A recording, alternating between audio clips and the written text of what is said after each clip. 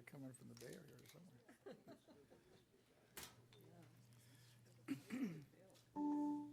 All right, folks, we will go ahead and reconvene after our lunch break, and we should have some speakers ready, but let me have Ms. Cicchetti cue this up for us. Yes.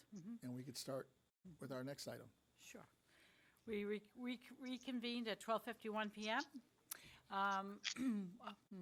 My understanding is, Chair Vasquez, we are going to take item 10 before item 9 to accommodate the speakers.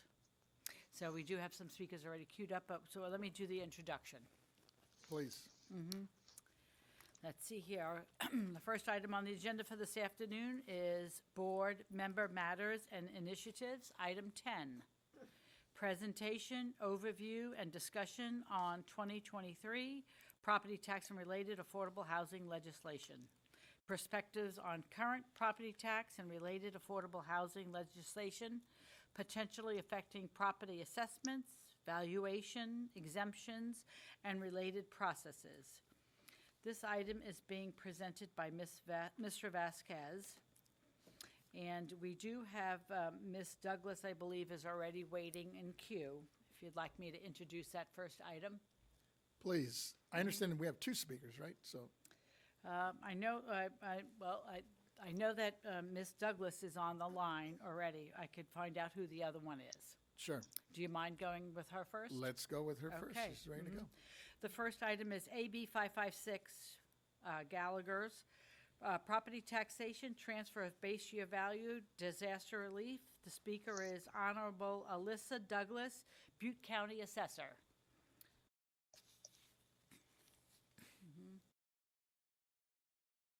I can see you, but let's see. I haven't heard you yet. Can you hear me? Now I can hear you, yes. Now we can. Okay.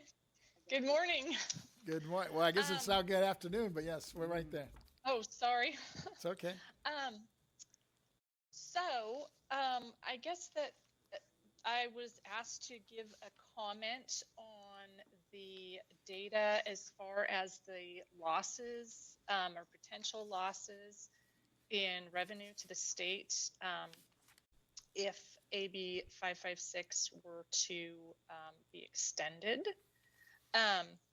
So first off, yes, there were 14,200 properties that were reduced due to the fire.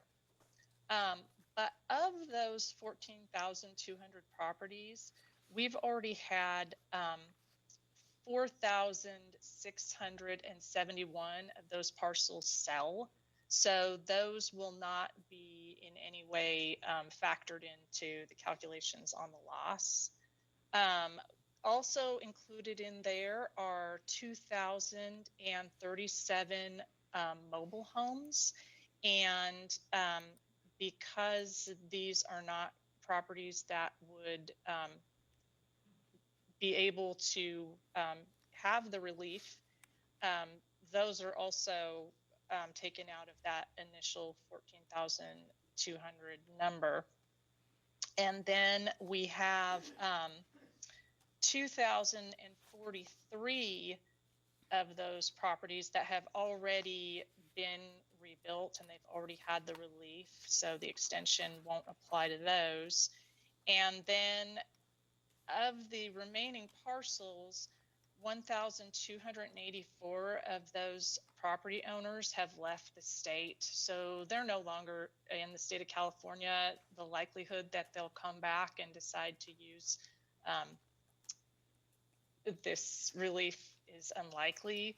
So that leaves us out of the 14,200 initial properties with only 4,165 remaining. But that's a conservative number because there are currently 361 lots for sale in Paradise with 49 of those pending. So the number of properties that you're going to use your math on is much less. We have already had 1,700 people use Prop 50 and transfer those bases. So that's where things are as far as the base transfer portion.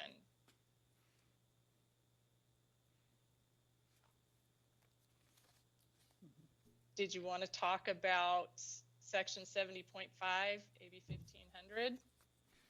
We do, but let me see if there's any questions moving forward without, and I think you kind of touched on it right here. You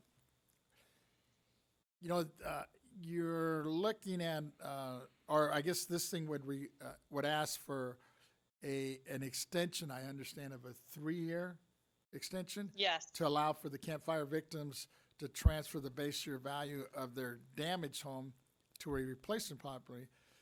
Do we have a Right. rough estimate or percentage of how many of campfire victims have already either transferred their base year value or fully reconstructed their homes over the past 4 years? Well, like I said, out of there,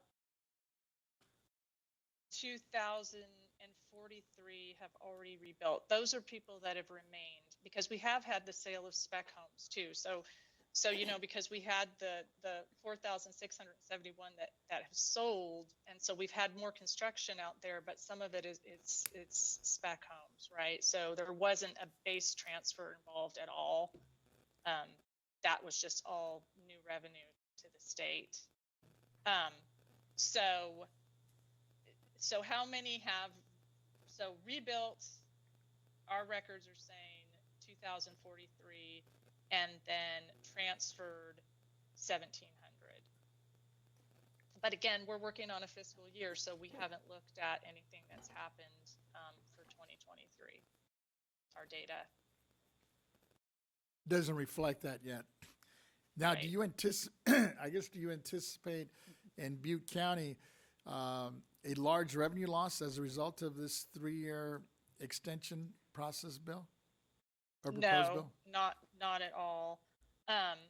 We've seen tremendous growth, and because it was such a huge loss, I mean, Paradise and Concow lost 95% of their structures, and so the surrounding communities of Chico and Orville have had huge growth. I mean, both commercial and residential, because we've had more services put in place for the new members of the community.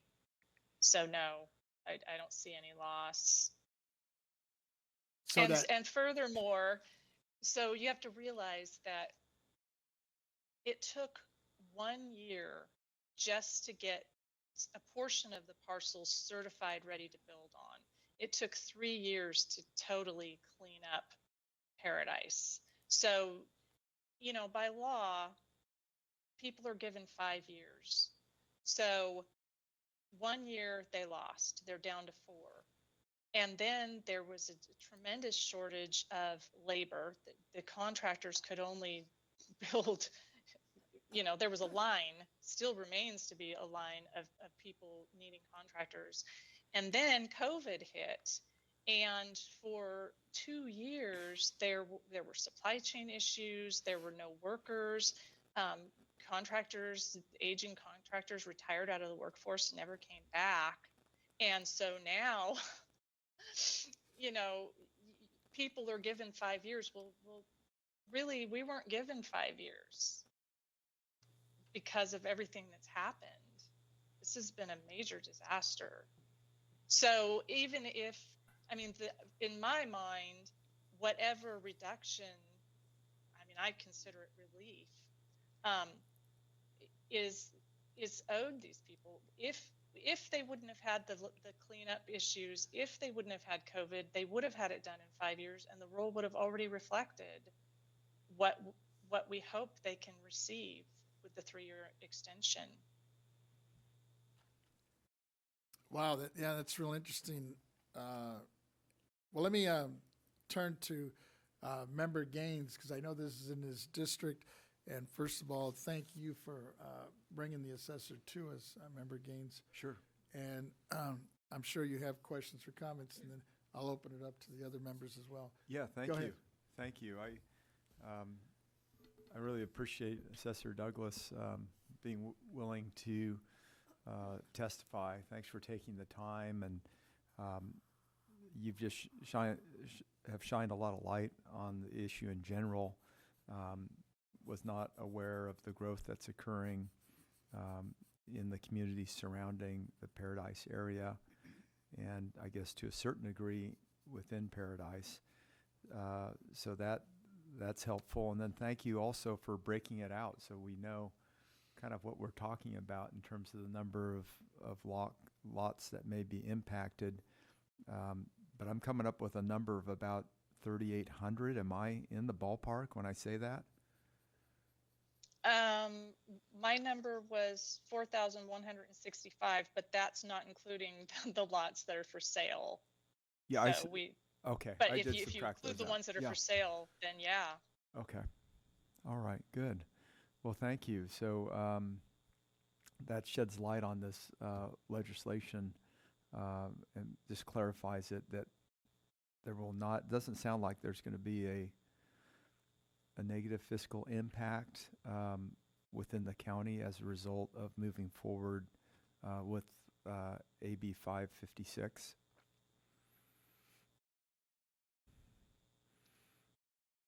No. Yeah, good. Thank you. Thank you so much. And are we going to hear AB 1500 later? Because I see it crossed out here. So that would be something that we'd bring forward later. I was hoping.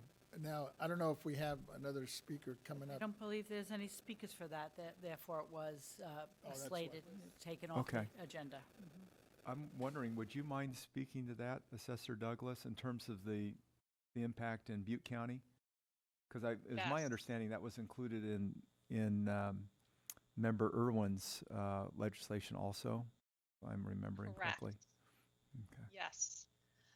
So the only difference there, obviously, we're dealing with the same number of potential properties that would be benefiting, because you're either going to do one of two things. You're going to rebuild or you're going to transfer your base, right? Well, in this case, the math was based on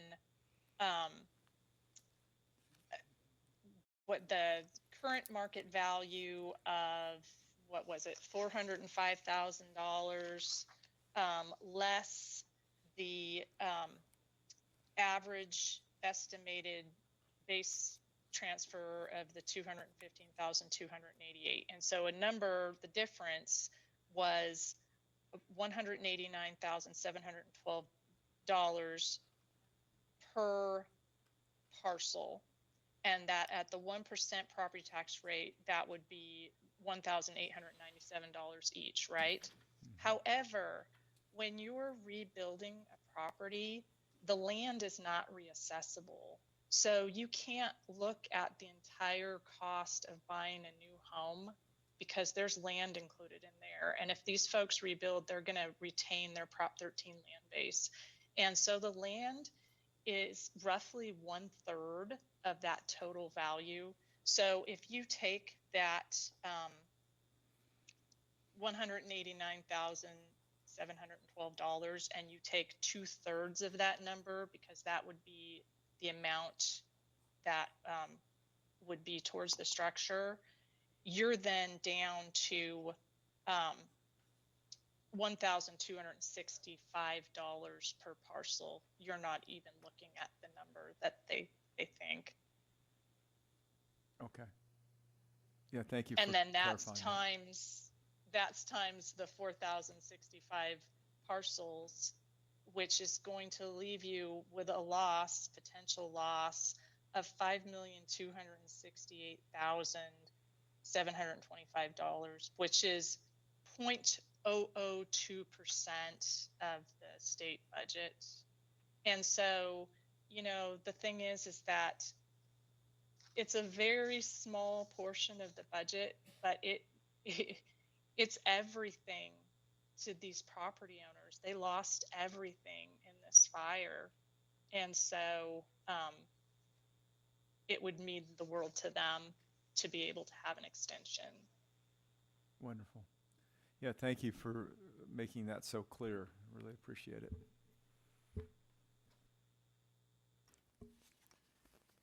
Vice Chair Lieber, yes. Thank you, Mr. Chair. Well, I very much appreciate the assessor's framing of this issue, and I'm hopeful that during the discussion of this bill, AB 556, that the legislature can perhaps include some kind of a trigger going forward, because I had the chance to be at one of the community meetings in Paradise a year after the fire, and there were young families that were still in their cars with small children and the packs of diapers in the back of visible on the back dashboard of the car, and just tremendously hard. And I can't imagine going through that knowing that you have a hard stop deadline to get through.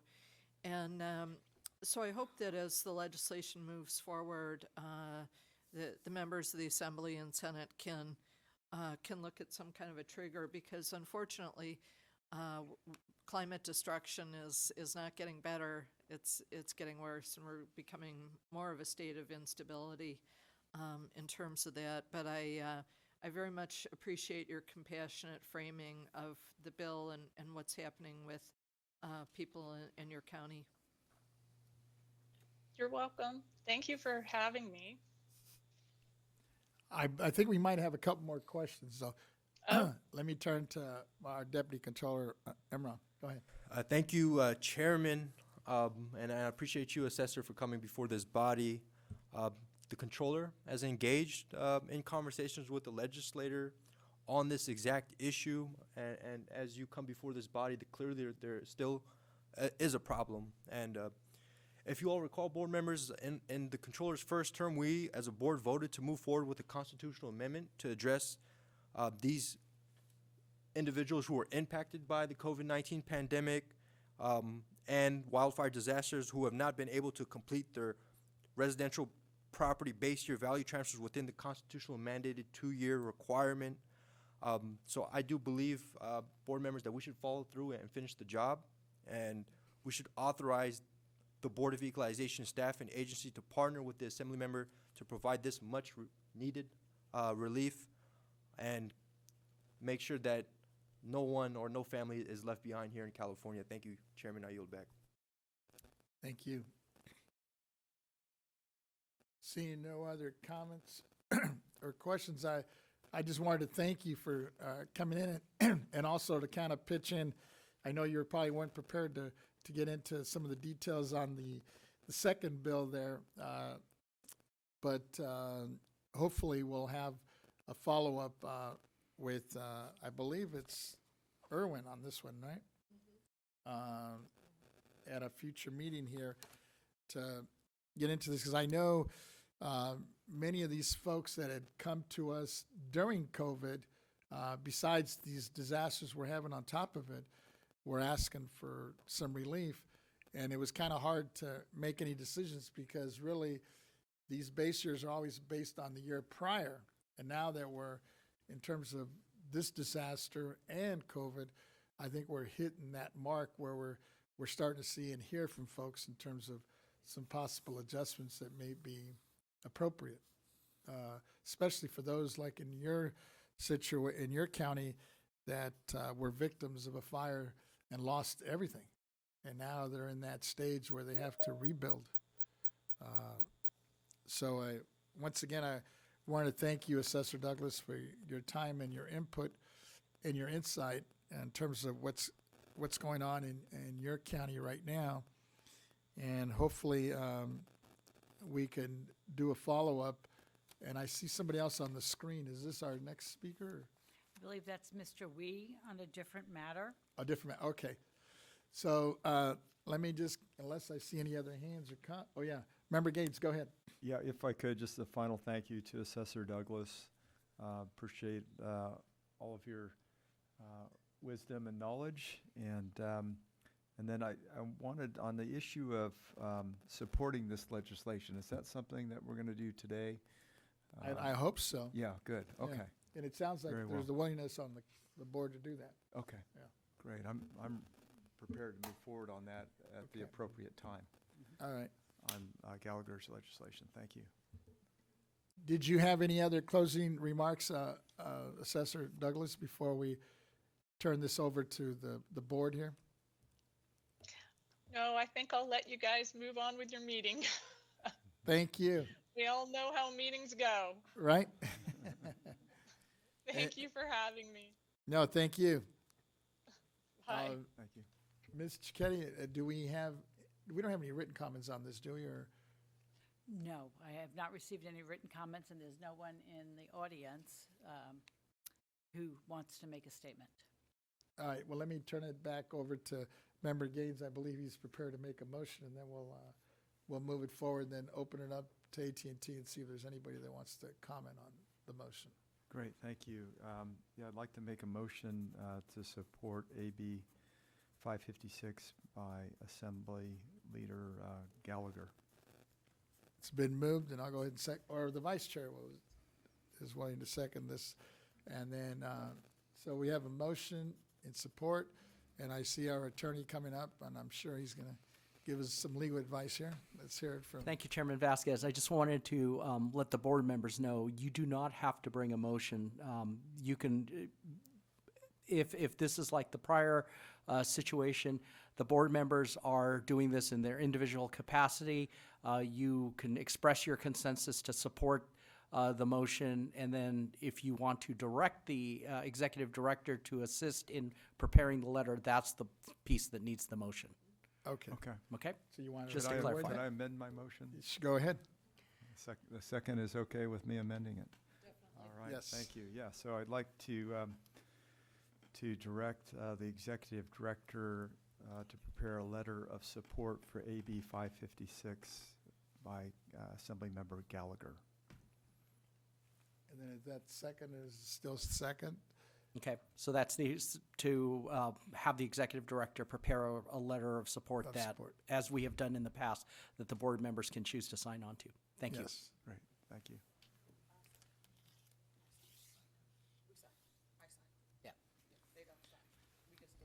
And this is for the executive director to sign on your behalfs, correct? Send it off. Yeah. Okay. Thank you. We're all clear. We're all clear. Now Alrighty, we'll go yes, to AT&T. Let's go to the AT&T monitor. AT&T moderator, do we have anyone on the line who'd like to make a public comment regarding this item? Ladies and gentlemen, once again, if you wish to make a public comment on the current item, please press 1, then 0.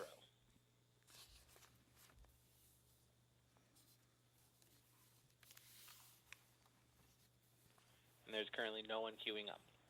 Alrighty. So we have a motion brought forward by Member Gaines, seconded by Vice Chair Lieber. The motion is to direct the executive director to prepare a letter of support for AB 556. Alrighty. Let's see. Mr. Vasquez? Aye. Ms. Lieber? Aye. Mr. Gaines? Aye. Mr. Schaefer? Aye. Deputy Controller Emron? Aye.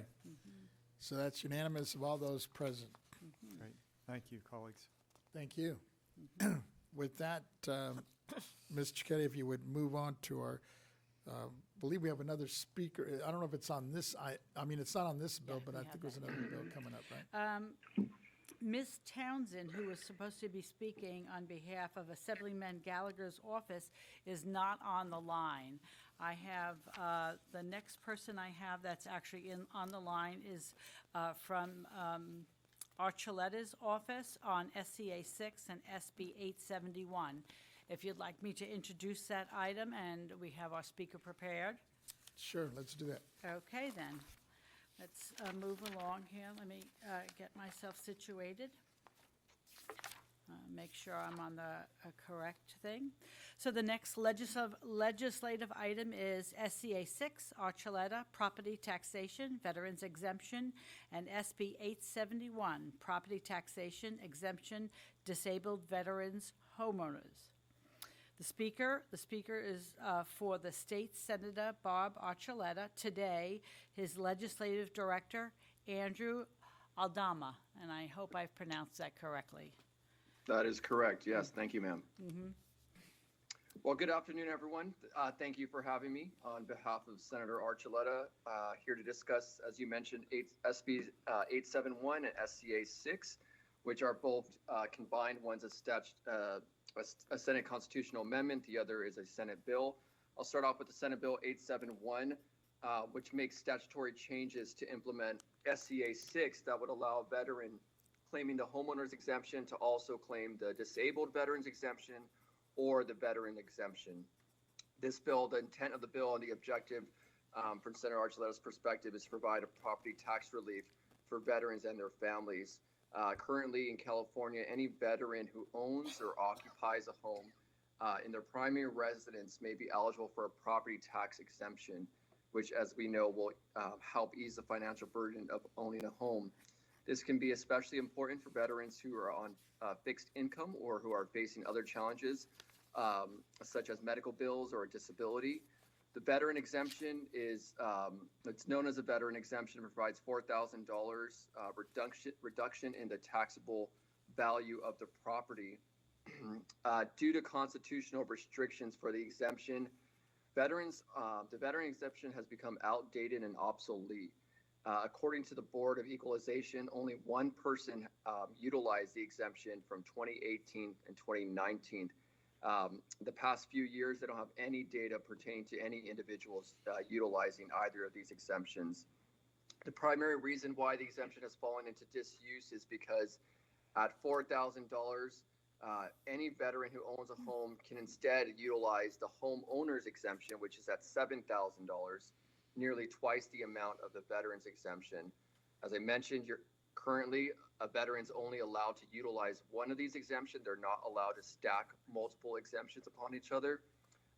So with this bill, will allow veterans to stack the exemptions, which we're not talking a very large amount of money. The exemption for a homeowner, the homeowner's exemption is $7,000.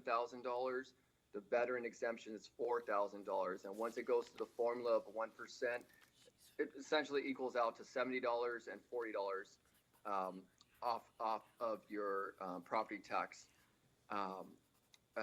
So as I mentioned, this is 871 is pretty self-explanatory. It does one thing. All it does is allow individuals, veterans, and their families to utilize multiple tax exemptions: the veteran exemption, the disabled veteran exemption, and the homeowner's exemption.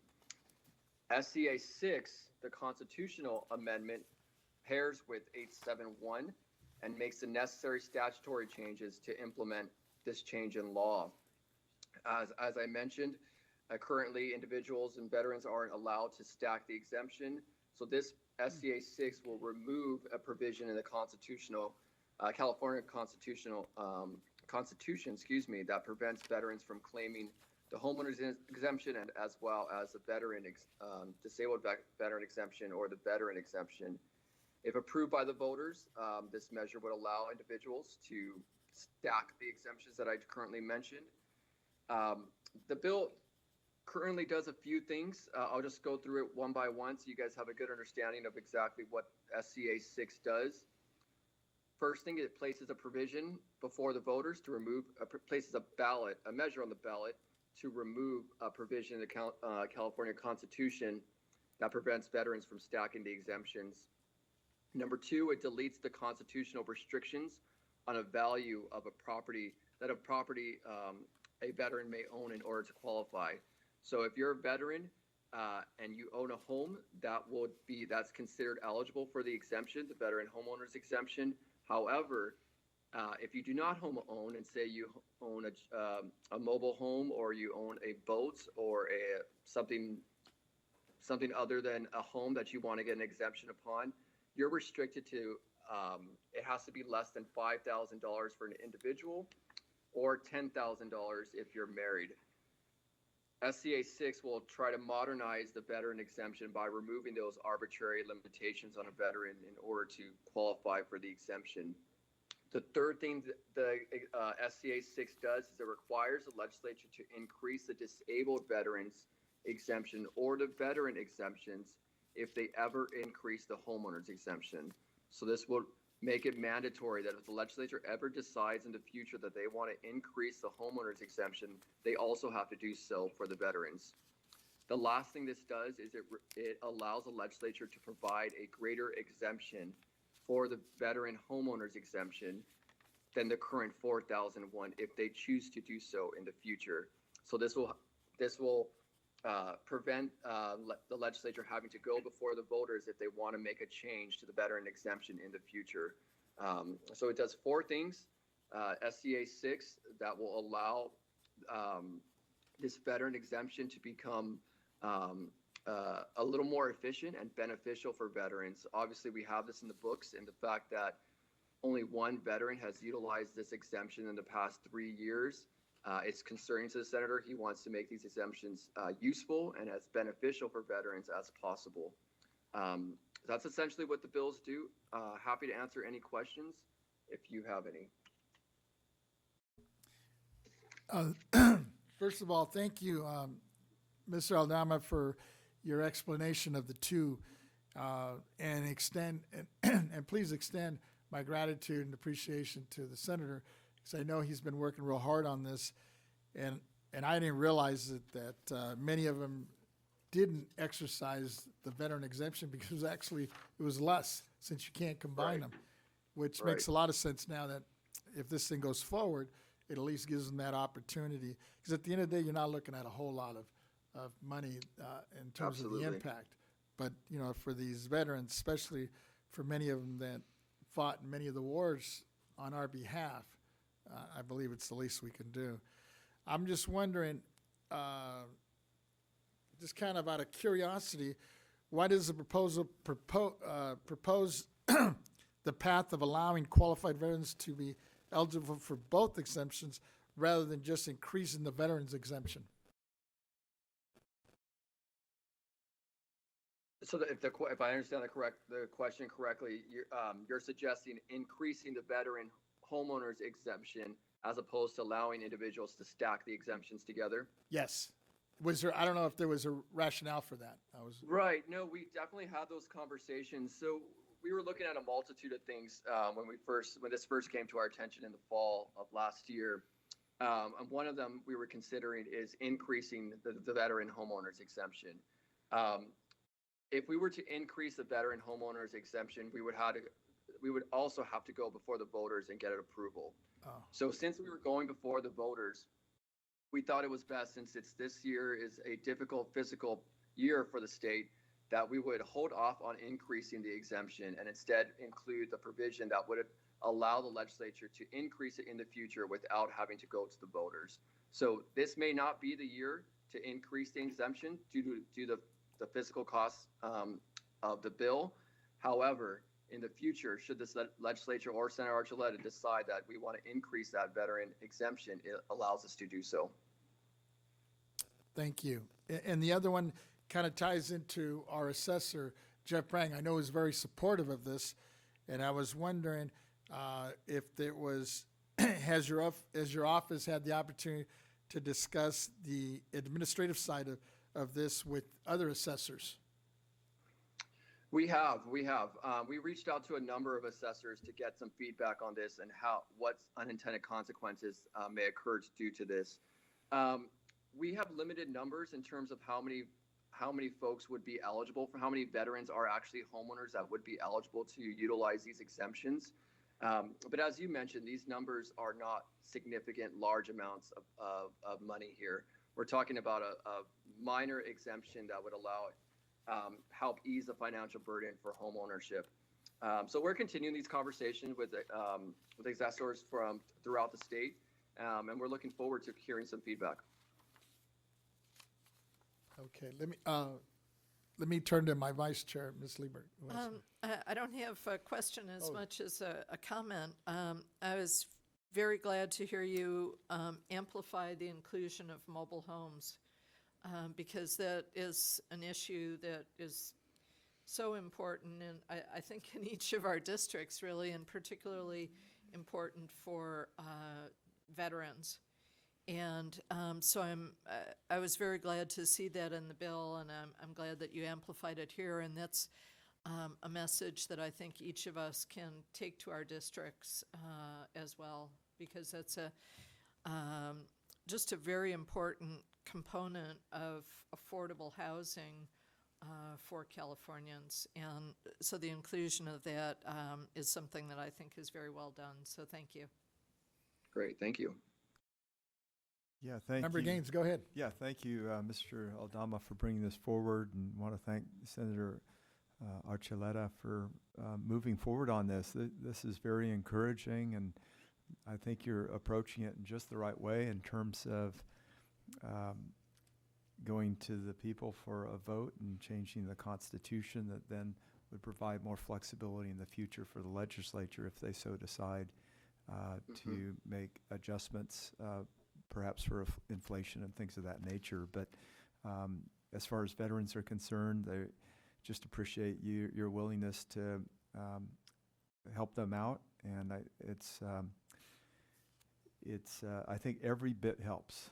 And so the fact Absolutely. that you're providing this ability to stack the exemptions, I think, is very encouraging. So thank you again. And to Member Lieber's comments about mobile homes, that really strikes home for me too in my district, in that we've got a lot of mobile home parks throughout my 34 counties. So, and there's a lot of veterans that, especially if they've got if they're disabled in some fashion, that are barely hanging on financially. So this provides a little bit more relief. Thank you. Of course. Any other comments or questions? Seeing no others, thank you again for your time, and once again, thank the senator for spending time on this and bringing it to our attention. It sounds like there's definitely support on this board to support this as well moving forward. Great. Well, thank you for your time, and thank you for having me. Looking forward to working with you and your support. Thank you. All right. Take care. Members, I guess going back to what our legal advice was, at this point, I guess it's appropriate to, once we can ask for a letter. I guess we don't necessarily have to have a motion, but at least if there's a consensus, which I'm getting the feeling on the up on the dais, that we could just have a letter in support of what is, I guess there's two bills as I'm looking at it, SCA 6 and SB 871. Correct. Can we combine those two legally, I guess, Sure. and Yeah, just send out that's one fine. letter in support? Yeah. And again, the motion is to direct the ED to draft that letter and submit it on the board's, On the behalf. on behalf of the board members. So I'll move that, and it's been seconded by my vice chair. Do we need to go out to AT&T on Yes, this? we do. Okay. Yes, we do. So I have no one in the audience who's come forward who wanted to make a comment. I have nothing in writing, so we're going to go out to the AT&T moderator. AT&T moderator, do we have anyone on the line who would like to make a comment regarding this item? Ladies and gentlemen, once again, if you wish to make a comment on this item, please press 1, then 0.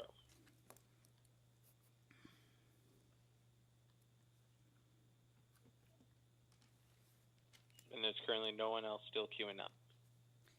Thank you. So I have a motion that was proposed by Mr. Vasquez, seconded by Vice Chair Lieber. The motion is to direct the Executive Director to prepare a letter of support for SEA 6 and SB 871. Roll. Yes. Ready? Mr. Vasquez? Aye. Vice Chair Lieber? Aye. Mr. Gaines? Aye. Mr. Schaefer? Aye. Deputy Controller Emron? Aye. So that's unanimous of those present. You can let the senator know that we'll be sending a letter out in support of both SCA 6 and SB 871. I think you're muted, but I think we can read your lips. Yes, I was. Thank you. We appreciate that. Thank you. With that, Ms. Cicchetti, if we would go on to our next item. Okay. Our next legislative item is AB 430, Bennett Community Land Trust, Welfare Exemption, Assessment, Foreclosure Sales, Financial Assistance. The speaker for this is Assembly Member Steve Bennett, represented by his Legislative Director, Alexander Soto. And let's see if he is on Teams.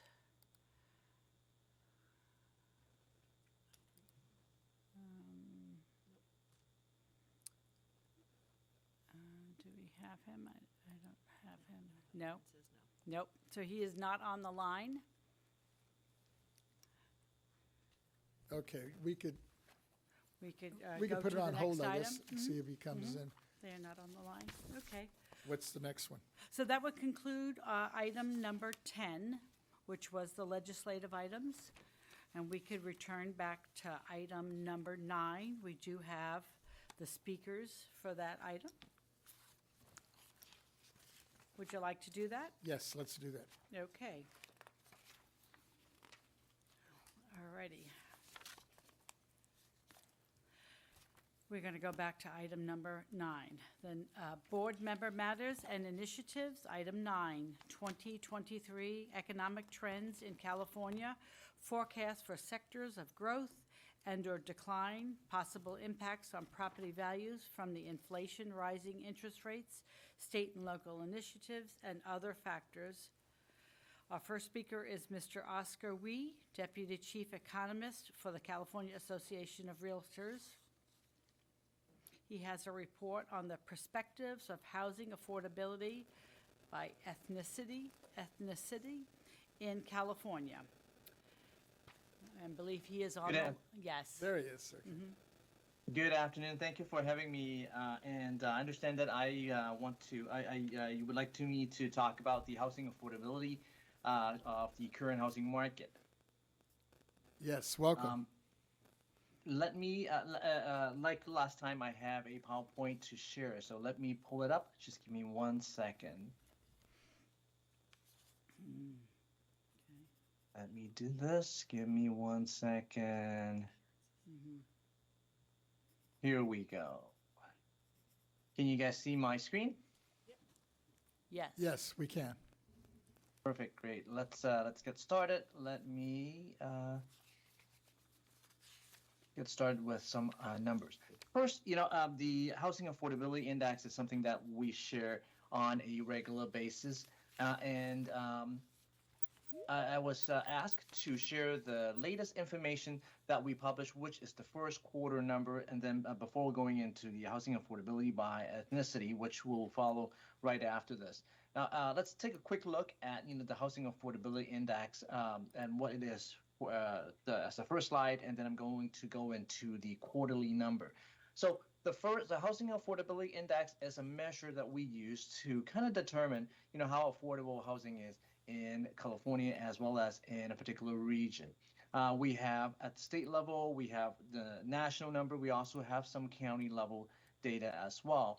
And basically it provides us, the percent of households that can afford to buy the median price home, which is the price right in the middle.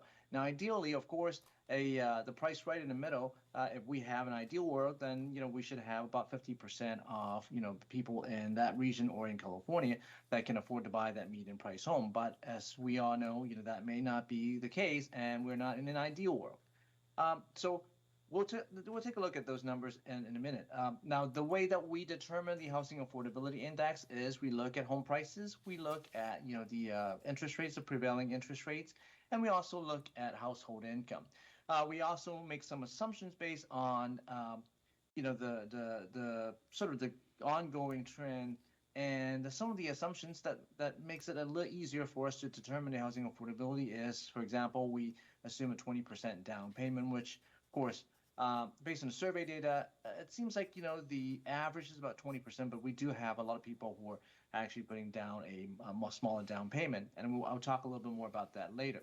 And of course, we also assume a payment of no more than 30% of the household income. So with that understanding, let's take a look at the first quarter number.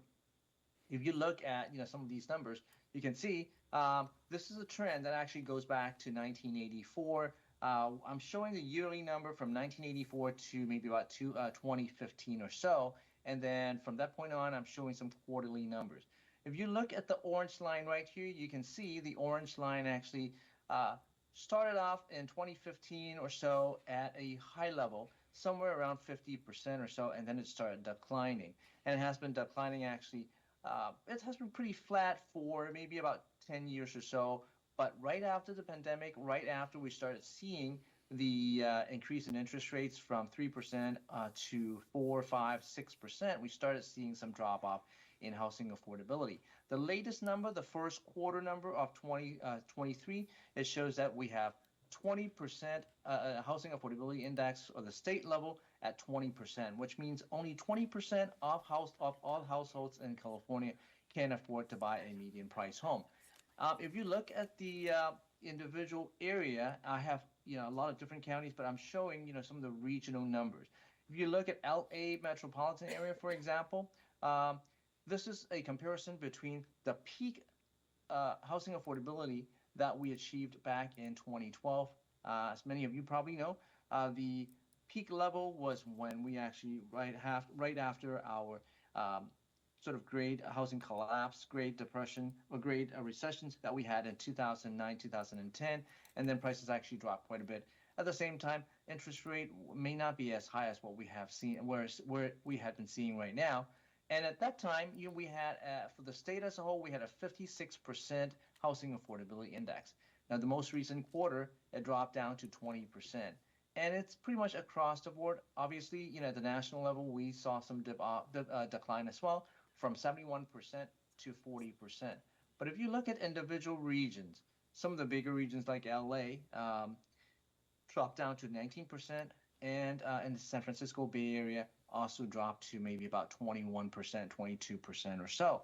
Some other areas may be a little bit more affordable, may have a slightly higher affordability level, and I'll show you those county level in a few minutes. But before I show you those numbers, let's take a look at something that may be a little easier to understand. Instead of looking at the percent of households who can afford to buy, let's take a look at how much, on a monthly basis, one has to actually pay for a median price home as far as mortgage payment is concerned, and additional interest, additional tax, as well as some insurance payment. So in the first quarter of 2023, for a median price home, we're looking at a monthly payment of $4,710. That is actually a significant increase compared to back in 2012, and that's about 234% increase. That's actually about threefolds of what we had back in 2012. That's a very significant amount. Now, if you look at how it compares to previous year, the same time last year, and actually, let me skip that for now. The same time last year, we're looking at an increase of 19% compared to a year ago. A year ago, it was $3,950. Right now, it's $4,710. So that's a pretty significant amount compared to a year ago. Let me go back to the income part of it. Now, with that monthly mortgage payment, in the first quarter of 2023, that means someone would have to actually make $188,000 plus for a little bit of change compared to in order to afford that median price home. That's a significant amount. Knowing that the household income, the median household income for the state as a whole, is roughly about $80,000, $85,000 or so. So that's a significant income level, and that's why we only have currently about 20% of people in California who can afford to buy a median price home. And if you look down the column right here, 2023 Q1, you can see some areas may be a little bit more affordable, like Inland Empire, like Riverside, San Bernardino. It still requires about $136,000 in order to buy a median price home. And compared to the nation as a whole, it's actually more than double compared to the state is more than double the household income at the national level. So let's take a look at the individual county. If you look at individual county, you can see that the individual county state is right here at 20%, meaning, again, 20% of households can afford to buy a median price home. But if you look at individual county across the state, there are quite a few counties actually having in a household median the housing affordability index above 20%, and some counties even have 50%. But take a look. Well, of course, 20% is a very, very low number, so it's a very low threshold to compare with. But look at the major metropolitan that has a lot of people or a huge population, like LA, for example. It's below the state number, and of course, some of the counties such as Orange County, Santa Barbara, San Diego. These are big counties that has a lot of huge populations, and they're all below the 20% threshold. So you can see, it is definitely a major issue as far as housing affordability is concerned. Now, I only showed you earlier, just a few minutes ago, the sort of the general level for all population, but the situation actually is more dire for the different ethnic groups, for Black and for Latino, for example. If you look at the very first set of data right here, now I don't have the first quarter number for housing affordability by ethnicity. Typically, we do that on an annual basis. So I only have the annual 2020 numbers. If you look at the 2022 number, you can see the difference. There is definitely a gap in affordability between different ethnic groups. And for Black and Latino, they actually dropped very close to below 10%. So very close to 12. It's 12% right now. And in certain areas, they're actually below 10%. For example, San Diego, the affordability index for Latino and for Black, they drop below 10%. So there's definitely a significant dip, in housing affordability in the last couple of years or so. And of course, part of it is because of increase in home prices, but the other part of it, between 2021 and 2022, it is because of high interest rates also. If you look at the trend that we have seen in the last few years, going back to 2019, you can see that the affordability index, they actually dropped for every single ethnic group. For Hispanic Latino, for example, in 2019 it was 21%. It's primarily because of home prices. It was at 21%. Now it dropped down to 12% for the state of California for a single family home. Same for Black, 20% dropped down to 12%.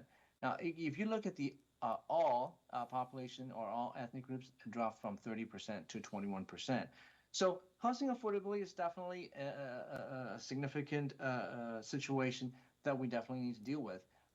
When it comes to affordability gap between the Latino and Black communities versus the overall population, you can see in each and every single level, at the state level, at the national level, and of course at some of the regional level, we definitely have some gap. 7%, for example, for Sacramento, between Latino community versus the overall, and for Black, 11% gap between the overall and their community. And if you look at the across time, they have been pretty consistent. For Hispanic Latino, there's always been a gap of about 9%-ish or so, and for Black, close to about 10% for the last few years, going back to 2019. Now, of course, interest rates and the prices have, suppressed housing affordability, but the gap itself has a lot to do with income disparity between different ethnic groups. If you look at the last two columns here, right here, the income gap between all overall and Hispanic, Latino group, and Black, you can see that there are some differences in income. At the state level, about 30,000 between Black and overall, and for Hispanic Latino, about 20,000 income gap contributed to this different gap in housing affordability. And as I mentioned, home prices probably is a major contribution of this drop off in housing affordability. And even though in the last few months or so, I might have shown some numbers last time when I was up here. I might have shown that it looks like median prices are actually slowing down a little bit for the last few months, and you can see it right here, right in this area right here. It shows the trend of prices, home prices, and it has been declining. But you can also see the last couple months we started seeing some bounce back. I think we might have seen the prices dropping to the bottom, and it started bouncing back, partly because of seasonality, but also because of people maybe getting used to, high interest rates, plus the fact that we have a very, very short supply that actually provide upward support to prices. And with interest rates staying at around 635, 640 or so in the first quarter, or in April or so, mortgages continue to increase. If you look at this chart right here, that's the interest rates. It stay at around 630, 640. In fact, last few weeks it actually has gone up even higher to maybe about 650, 660 or so. It could potentially go even higher in the next couple of weeks, depending on what the Fed, plans on doing and what the expectation, whether the expectation will change. But when we have high rates and the prices remaining at a high level, take a look at this green line, the orange line right here. It shows you that mortgage payment continue to increase on a year-over-year basis. Even though it's not increasing as significant as what we saw before at 20-30%, it is still increasing at about 6 or 7%. So that actually will continue to contribute to different affordability gap issues for different ethnic groups. And if you take a look at the interest rates and also the down payment, that actually adds in addition to the affordability gap that we have that I'd show you earlier. This differences in interest rates for different ethnic groups and also the amount of down payment that they put down could actually contribute to even a bigger gap between ethnic groups. I mentioned at the very beginning that we make an assumption. We typically make an assumption of people paying 20% down, and they use the same interest rates across the board. But of course, based on our survey statistics, that's not necessarily the case. If you look at the down payment for white, non-Hispanic, or for Asian, they typically pay about, put down about 20% down payment. But for Hispanic and Latino and the Black communities, they put a much lower down payment. That makes it a little difficult for, for many households to pay that means they have to pay a higher mortgage rates, which means they have a tougher time in paying for those payment on a monthly basis, which means the housing affordability could potentially be actually even lower for some of these community groups. And of course, it has, when you have low housing affordability, that translates into lower home ownership.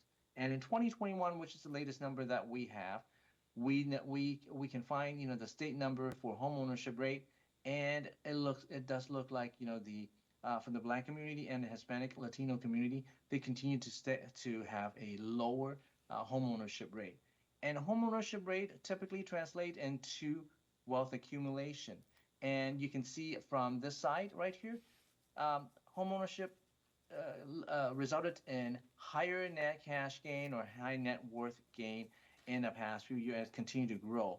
And if home ownership remain at a low level for a certain community group, that means they're not getting the benefit of accumulating wealth, and it will continue to be the case for generations to come if that issues doesn't get resolved. And here are some of the things that we might be able to do in order to help housing affordability. I think supply is very, very important. We are very short of supply right now, both on the existing housing inventory as well as new home sales or new homes being built. So these are some of the things that I listed here. I'm not going to go one by one, but it's just for things that people can take a look at. You guys can take a look at. With that said, again, I will be posting this presentation on the CR website, but I can send this presentation as well for reference purposes as well.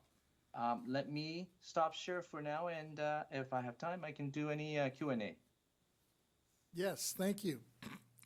First of all, thank you, Mr. Wee, for your presentation on this report, and we're especially grateful for your willingness to come back.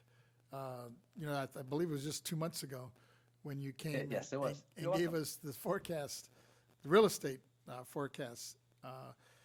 However, we believe the report, especially on a housing affordability by ethnicity, is important for us to understand as we move forward with this legislative and policy proposals for affordable housing and property tax incentives. I guess my question to you first, the first one I have is, aside, in your presentation, aside from the Blacks and Latinos earning about half of what Asians and whites make, thus making housing on the affordable side very difficult. I think you mentioned, it's 20% are can afford to buy a home now because of the medium income. And then on top of that, the interest rate obviously is creeping up, as well as just the value of property throughout the state. So I'm wondering what, if anything, we can do to bump that up, especially for those groups, as you mentioned in your presentation, between the Black and the Latino communities. And I know there's some incentives out there, and I guess you have like a one-time or first-time buyers program and stuff, but it doesn't seem to be making much of an impact at this point.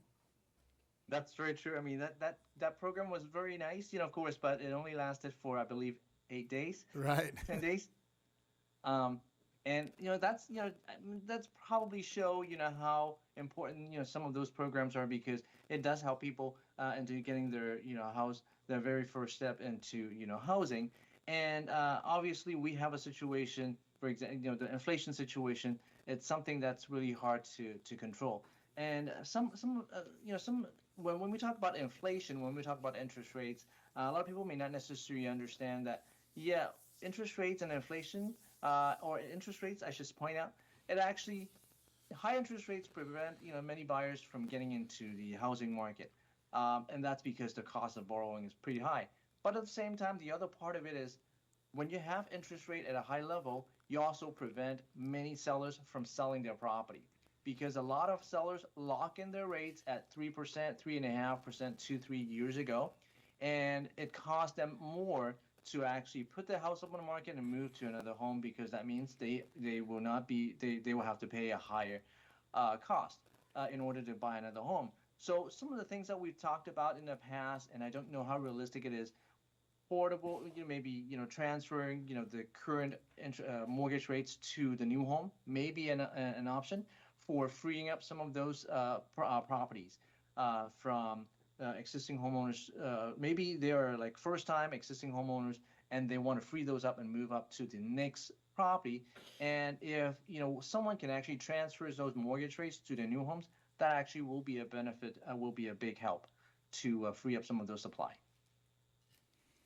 No, thank you. And I know there's been some efforts and programs out there to try to come up with some creative ways where they allow first-time home buyers to work with banks and other funding agencies that would kind of share the equity, at least to get them in and get started, because that's usually the challenge. When many of these folks, it's difficult to amass the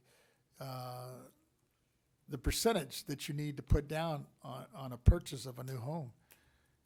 And I don't know if what's out there, or if you're hearing of anything that's coming up that maybe we should be supportive of. It's tough, for first-time buyers specifically, as Chairman, you said it right on. If a bank can work with the first-time buyers and actually allow them to lower, let's say if they don't have the down payment of 20%, let's say they allow them to lower it to 3 or 4 or 5%, or maybe even 10%. But the problem also is, when you can lower your down payment to a lower level, but at the same time that also means that you have to pay you have to actually get a bigger loan amount, and the household income simply cannot afford. A lot of people simply cannot afford to pay a much bigger mortgage payment. So that program that existed for 8-10 days was a bit good program, because it helps to shore up the down payment, but at the same time it doesn't it didn't affect the monthly payment as much, and then of course people will have to pay back those down payment later, but obviously that lump sum did not last for a very, very long time. So some of the program would help, but I understand that it might be a little difficult sometimes. Yes. I think there's a couple of questions. Let me open it up here. Start with my vice chair, Ms. Lieber. Well, it's a daunting problem. I think that's very apparent from your presentation, and I appreciate your offer to send the complete set of slides because I'm particularly interested in the policy prescriptions that you've identified there. Sure. And I think, in the current set of conditions that we have with instability in Congress and in interest rates and the interest marketplace, it is very daunting to look at what was traditionally available in previous decades, particularly in California. So I'm very interested in seeing the full set of slides, and thank you for being here as well. We have our policy portfolio of issues and our constitutional duties that we deal with here, but we're each very connected to our communities and our districts and to the legislature as well. So appreciate hearing what you're seeing in the marketplace. Thank you so much. You're very welcome, and I'm glad to be here. Yes, let me go now to our Deputy Controller, who has some questions as well. Thank you, Chairman. And on behalf of Controller Cohen, I want to thank you for presenting before this body investments in quality housing, support our families, strengthen our economy, and support employment. But as the Controller has toured this state and she's spoken with constituents, there's a feeling that for many that the rent is too damn high, or that saving enough for a down payment on your first home is only a pipe dream, has families feeling that the California dream is no longer in reach. Patience is often preached in this process, but it's hard to be patient when you're living in your car or under a park bench. From big urban downtowns to the suburbs, rural communities, and the tribal nations, the lack of housing is the number one issue we face today in this state. Today, there is not one metropolitan area in this state or the country, for a matter of fact, where a family can afford to buy a home when working and living on a minimum wage. According to data from the Bureau of Labor Statistics, California has nearly half of the 100 cities with the highest rent in the United States. Los Angeles rents rose 14.1% last quarter, up almost $300 a month from the year before. The Inland Empire rents jumped a record high, $650 over the past 5 years. In Oakland, California, in the Bay Area, rents increased by 11.3% year to year. The outlook isn't much better for people looking to buy their dream home, particularly young people buying for the first time, with the share of sales to first-time home buyers falling last year to the lowest level on record, whether that is because of unattainable mortgages or unaffordable rents. Oftentimes, it is black and brown families who suffer the most. And because California has fallen behind in building housing for decades, the housing crisis has extended into our middle class. Our nurses, our teachers, our firefighters are all finding it more and more challenging to cover rent and make ends meet. There also cannot be a fruitful discussion on housing without addressing the homelessness crisis that's continued to plague the state. Building affordable housing today will reduce the homelessness of tomorrow, which will help shelter our most vulnerable populations and ensure every Californian has a roof over their head and a place to call home. I would like to turn to my first question. During the COVID-19 pandemic, the popularity of remote work from home resulted in underutilized office spaces, but also created this opportunity where converting commercial spaces to residential ones. How can we as a state capitalize on the opportunity to convert downtown offices to affordable housing units, and what are some of the obstacles you see in doing so? Yeah, it's definitely that's a very good question, and that's a very good options to consider. I think we do have, because of remote working, a lot of people, myself included, actually work from home. And even though, of course, in some areas we have been seeing people going back to the office, but I think compared to what we saw back in 2019 and 2020, I think the number of offices space that's being used actually has reduced.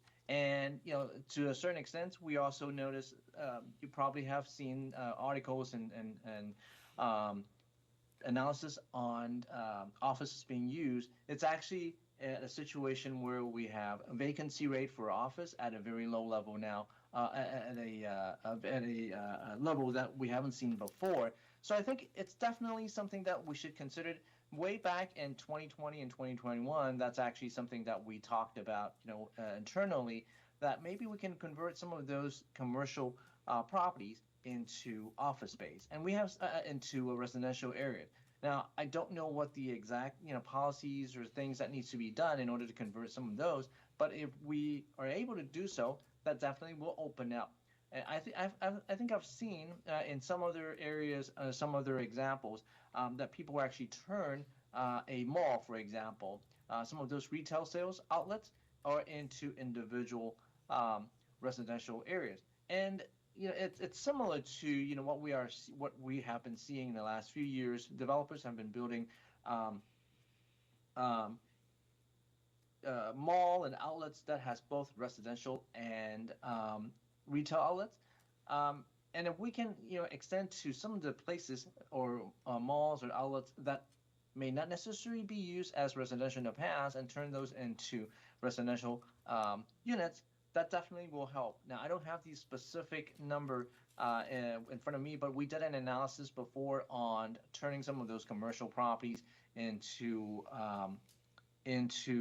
some of those office space or retail outlets into residential units. I'll look that up and I can share. I will be glad to share those analysis with you guys if I actually can find those that particular report. I appreciate that, and I'll be looking forward to that report. My next question: we have a number of proven tools, such as tax incentives, grants, and other financing options to try and support new housing construction. In your opinion, what are some of the existing gaps that hold back the development of affordable housing, and what type of state investments can we do now that can give us the best bang for our buck to address this challenge? I think it's we have seen some tax incentives for builders, for developers. A lot of time in the past, at least for some examples that I've seen, is those incentives usually tied with maybe building a certain percentage of affordable housing units for by that particular developers and builders. And what happened, and I don't have any numbers in front of me, but what happened is, for many of those developers, builders, they will fulfill those 5 or 10% affordable housing, but for the rest of them, they actually might bump the prices up a little bit. So for those 90% ish or so, they may actually bump prices up, which actually could lead to more housing affordability issues. So when we look at those tax incentives and programs, I think we have to look at it from a sort of a holistic perspective. Whether we should require certain number of affordable units to be built, and that will result in maybe higher pricing in the surrounding development, or there are some other ways to cut costs. Now, I don't have any specifics that I have in mind, but there are definitely different ways to maybe lower costs for the overall to get started. I think the bottom line, of course, we definitely need affordable housing units. But at the same time, if we cannot, if we can increase the supply of units to all areas, that will be a first step to actually lower housing home prices for the overall, and hopefully keep the growth rate from flying up too high. Thank you for that. In my last question, you presented to this body a few months ago, as the chairman noted, and we discussed the debt ceiling and the consequences, the economic consequences there would be to American families and individuals for not raising the debt ceiling. Can you speak to that impact if Congress does not act by the deadline? I think I've seen a lot of analysis. I've seen a lot more articles that being presented in the last couple of weeks or so, since we are very close to the deadline. I think it's very possible that if we don't, if we actually, there's a few scenarios. One, of course, is if we just cross, the debt ceiling for a few days, a short default versus maybe a prolonged, a protracted period of time with the default. Now, let's assume that if we were to cross that limit deadline, it's going to be short. Even with that, it is going to have some impact. I think I mentioned the last time the few impacts that we'll have. Of course, we're going to see interest rates actually rising, because of concerns about the U.S. not being able to pay, and the cost of borrowing will be a little bit higher. So there's a likelihood that if we actually cross, that limit or ceiling deadline, interest rates could rise maybe 25 basis point or maybe even 50 basis point for a very short period of time, until that situation gets settled. With a 25 basis point, given that we're already close to 7% interest rates right now for 30-year fixed rate, that could cost another $200-300 a month for people who are about to get into the housing market. So that will be an increase in mortgage payments.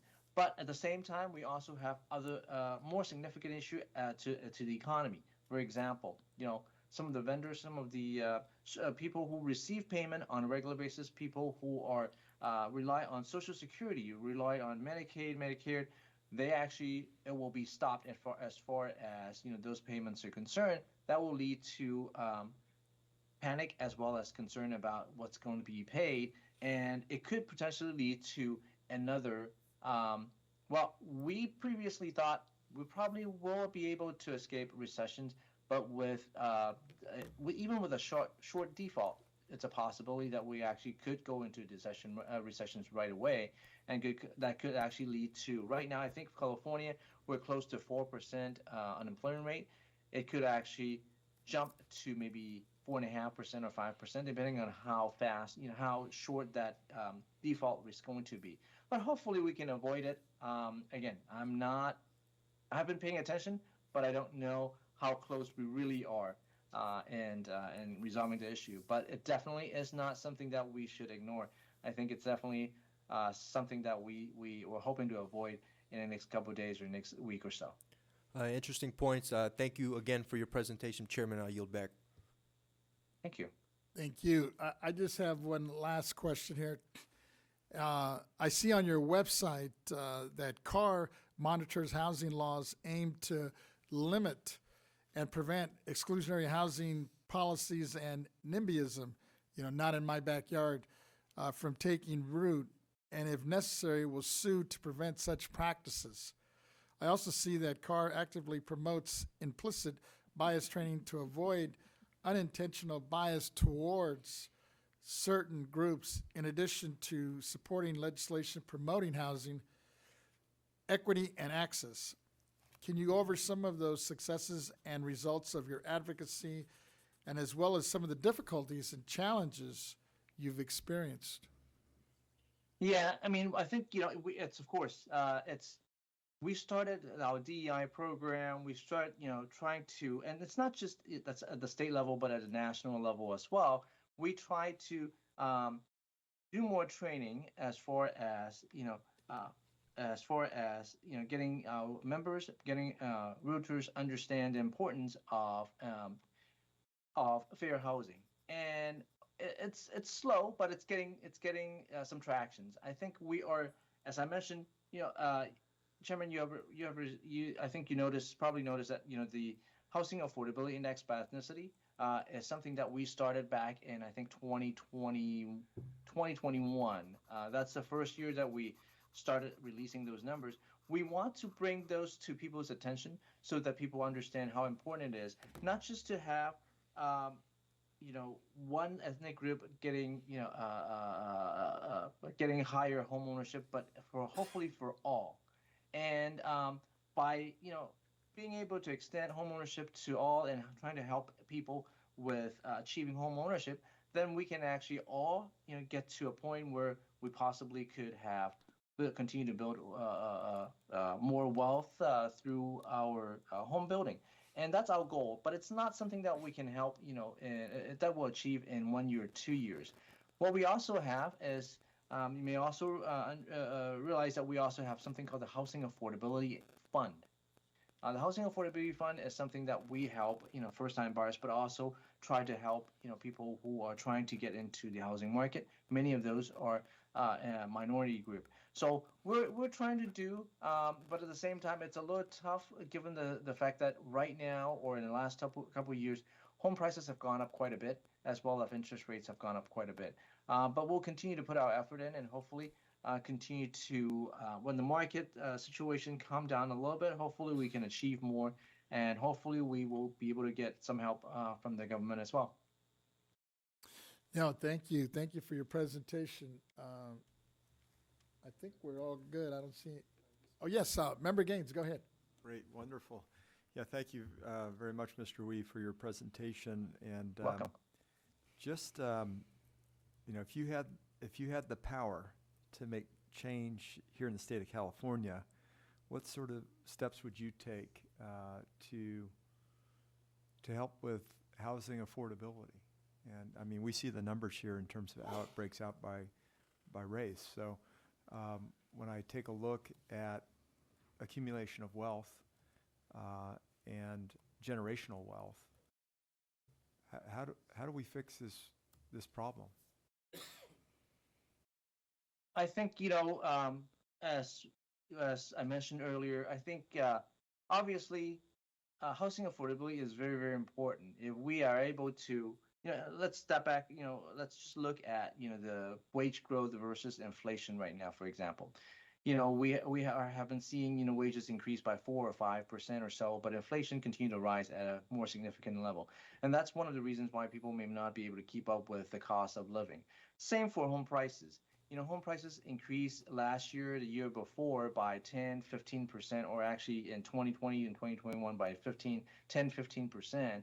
And wages may have grown a little bit, but people still cannot afford to buy. And then on top of that, you add, interest rates, flying up from 3% to 6%. So all of this actually, now obviously interest rates may not be, that easy to contain, but we can hopefully slow down some of the price growth by increasing housing supply. So one of the things that we have always been telling or suggesting is to build more housing, and I think the zoning issues could be an issue, but the fact that we also have right now maybe because of remote working, we can convert some of those office or retail space into commercial or into residential. I think there is a huge opportunity for us to actually increase more supply, whether it be converting some of those or maybe increasing, maybe loosening up some zoning issues, and obviously some of those programs that I mentioned earlier. Hopefully, we can have a little bit more budget than a program that lasts for 8 days or 10 days. That would be ideal. But I also understand, there are difficulties that I may not be able to, or maybe not aware of myself. Thank you very much. I'd like to share a story, if I could, just briefly. I was talking to the director of the California Building Industry Association, and they're having real problems in the condo market, and really that's an entryway for home ownership, right? It is the most affordable form of housing, typically, not always, but in many cases. And they're having issues, if you can believe it, with fire insurance. So we've had these problems with wildfires here in the state of California, which created about $40 billion in losses since 2017. And so they cannot find insurance coverage for brand new condominiums, thousands that have been built, deposits have been collected, but they don't want to move the buyers in because they know that the insurance costs might go from $250 per month to upwards of $1,200 to $1,500. So people would default on their loans. So that's a whole nother component we didn't even talk about, that we've got to figure out how to resolve this fire insurance issue. But thank you for your suggestions. I think the more that we can do for supply and the more that we can encourage first-time home buyer type products to get folks into those homes that they can afford, be very helpful. I live in a community or a region where housing is somewhat more affordable. We see a lot of migration into the community because of the affordable housing prices that we have. But anything that we can do to try to drive those costs down, streamlining regulation, certainly be helpful. I know the governor has even been talking about that too, and I think that is so critical to get people through the process so that they can, builders, for instance, can build new homes. And that seemed to be, I was just reading an article recently about the one part of the housing market that seems to be actually doing pretty well are new homes, because the home builders are actually buying down interest rates on loans, or they're providing basically free upgrades, so you're getting more home for the money. And people seem to be heading down that path because you can still get a 4.5% to 5% interest rate on a home because they're helping out, and their incentive is to sell the home as the home builder. So it's tough. We got to figure out how to. We got to whip inflation now, right? WIN, whip inflation now. Yes. If we can get that under control, then hopefully we can bring some normalcy to the housing market, along with a bunch of other reform. So thank you. And inflation is definitely slowing down right now, and hopefully it will continue on. But it's still at around 5% or so. When the normal, for 2 or 3 years ago before the pandemic was 2.5%. So it is not expected to get to that level of 2 to 3% until maybe late next year, 2024. But hopefully interest rates will go down a little further. And if we started seeing more supply, that hopefully will help. And that's very true. New home sales actually start rising, and condos specifically. But at the same time, many of the developers may not be able to build as fast, partly because of cost. When they actually have to borrow at 5 or 6%, or maybe even higher, that also may have slowed down, the building process. So hopefully, as we move into the second half of this year and maybe going into 2024, things will look a little bit better. No, thank you again, Mr. Wee, for your time, and once again to be able to come back at such a short notice to follow up. Really appreciate it, and I know we'll have another conversation soon again as we move forward with some of these issues.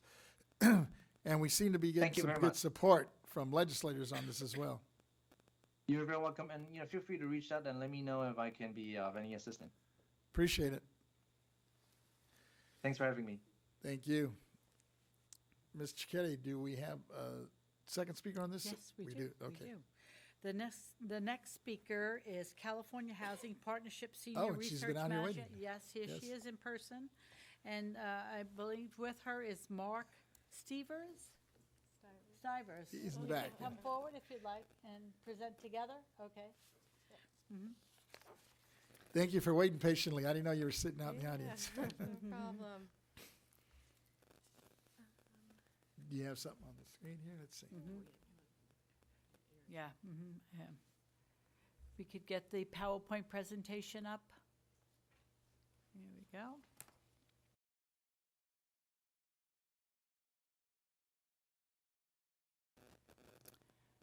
We don't see the PowerPoint. There we go.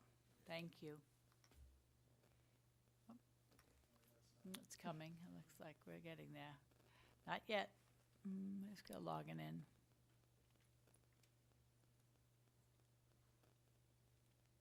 This looks like it. Yep. Is this it? Yes, Okay, thank good. you. Thank you. Yes, so my name is Danielle Mazzella. I'm the Senior Research Manager of the California Housing Partnership. We are a statewide nonprofit that does a healthy mix of advocacy, research, and technical assistance across the state. And today I've been asked to present our longstanding work on subsidized affordable rental housing and what's at risk in California. And so, next slide. Next. There we go. Great. So before I jump into this, when I'm talking about subsidized affordable housing, we're talking about rental developments that are funded primarily through the larger federal and state financing agencies, so Housing and Urban Development. For our rural places, USDA. And for state funding programs, we have the Low-Income Housing Tax Credit Program, which funds a significant portion of our subsidized housing, as well as Housing and Community Development, and our California Housing Finance Agency. We also have a subset of what is subsidized through local funding, so everything from home funds, local affordable housing trust fund money, and local land use mechanisms, thinking inclusionary zoning, density bonus, et cetera. These are all things that kind of comprise this portfolio of what are deed restricted or otherwise restricted affordable housing. Here, we wanted to show what has been lost in California. And so these are the ones that had some sort of affordability restriction on them. And through owner motivation or the term of the affordability covenant expiring, these are no longer affordable. And so moving through sort of the colors here, you're seeing a large wave of what are the federally funded HUD, Housing and Urban Development, funded developments expired in the late 90s to early 2000s. These were a variety of mortgages, housing families, those for seniors, and those for disabilities. Then we have in light green what has been lost through the low-income housing tax credit program. And what you're seeing in the mid-2000s are the first generation. These were funded and mostly only had 15 years of affordability. The program now has 55-year minimum affordability terms, which is why you kind of see it peter off. What you have in the blues are our state programs, so everything from HCD and CalHFA. And then you have what is the locally funded affordable housing that's been lost. And again, those are the local land use mechanisms. Largely here is represented by what was funded and restricted through redevelopment. A lot of those only had 30 years of affordability terms and are now coming to the end of those agreements and are terming their affordability as being lost. So in total, you have about 32,000 homes represented here of what have are just sort of removed from the subsidized portfolio. Next slide. Next slide, please. And this is showing sort of where and when we expect the next sort of wave of affordable housing to be lost. We think of risk in a sort of 10-year horizon. And what you see here is in the table on the left is what is very high, so what we think is at risk over the next year. High is what's at risk over the next 1 to 5 years, and moderate is what's at risk over the next 5 to 10 years. And then it's sort of distributed in the map to the right. And when we think of affordable housing as low as these do have end terms, they're just past that 10-year horizon that we assess risk on, or are owned by organizations or developers that are mission-driven and have a vested interest in maintaining affordability. And whether that is continuing on the affordability covenants once the initial expiration has passed, going in again and refinancing through one of the existing mechanisms, et cetera. And so for what's at risk over the next 10 years, you can see that in the darker shades of orange, it's concentrated in certain areas of the state, most prominently in the Bay Area, Southern California, and the San Joaquin Valley. And next slide.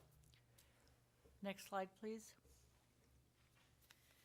So looking just at the horizon over the next 10 or 5 years, the most significant number of what's at risk is that older federally funded HUD portfolio. These are largely project-based rental assistance contracts that vary from 1, 5, 10-year, 20-year renewals and are mostly continuing to subsidize some of those older developments that initially housed seniors or those with disabilities. Another significant chunk you're seeing in the yellow are the low-income housing tax credits. So those that had more than 15 years, but not the 55 years, typically had around 30 years of affordability once they were awarded funding. And if they were awarded, say, in the early 90s, mid-90s, they are now coming up to the end of their affordability in the next few years. And then you see slightly less percentages amongst the other programs, including USDA. Next slide. Next slide, please.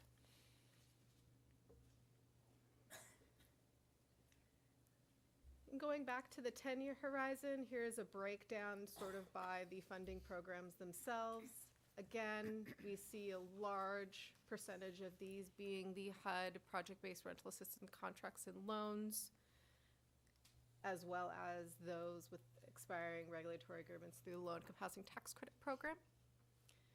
Notably, too, there are a large number of locally subsidized in the yellow of what is going to be expiring over the next 10 years. And again, these are largely those funded through redevelopment.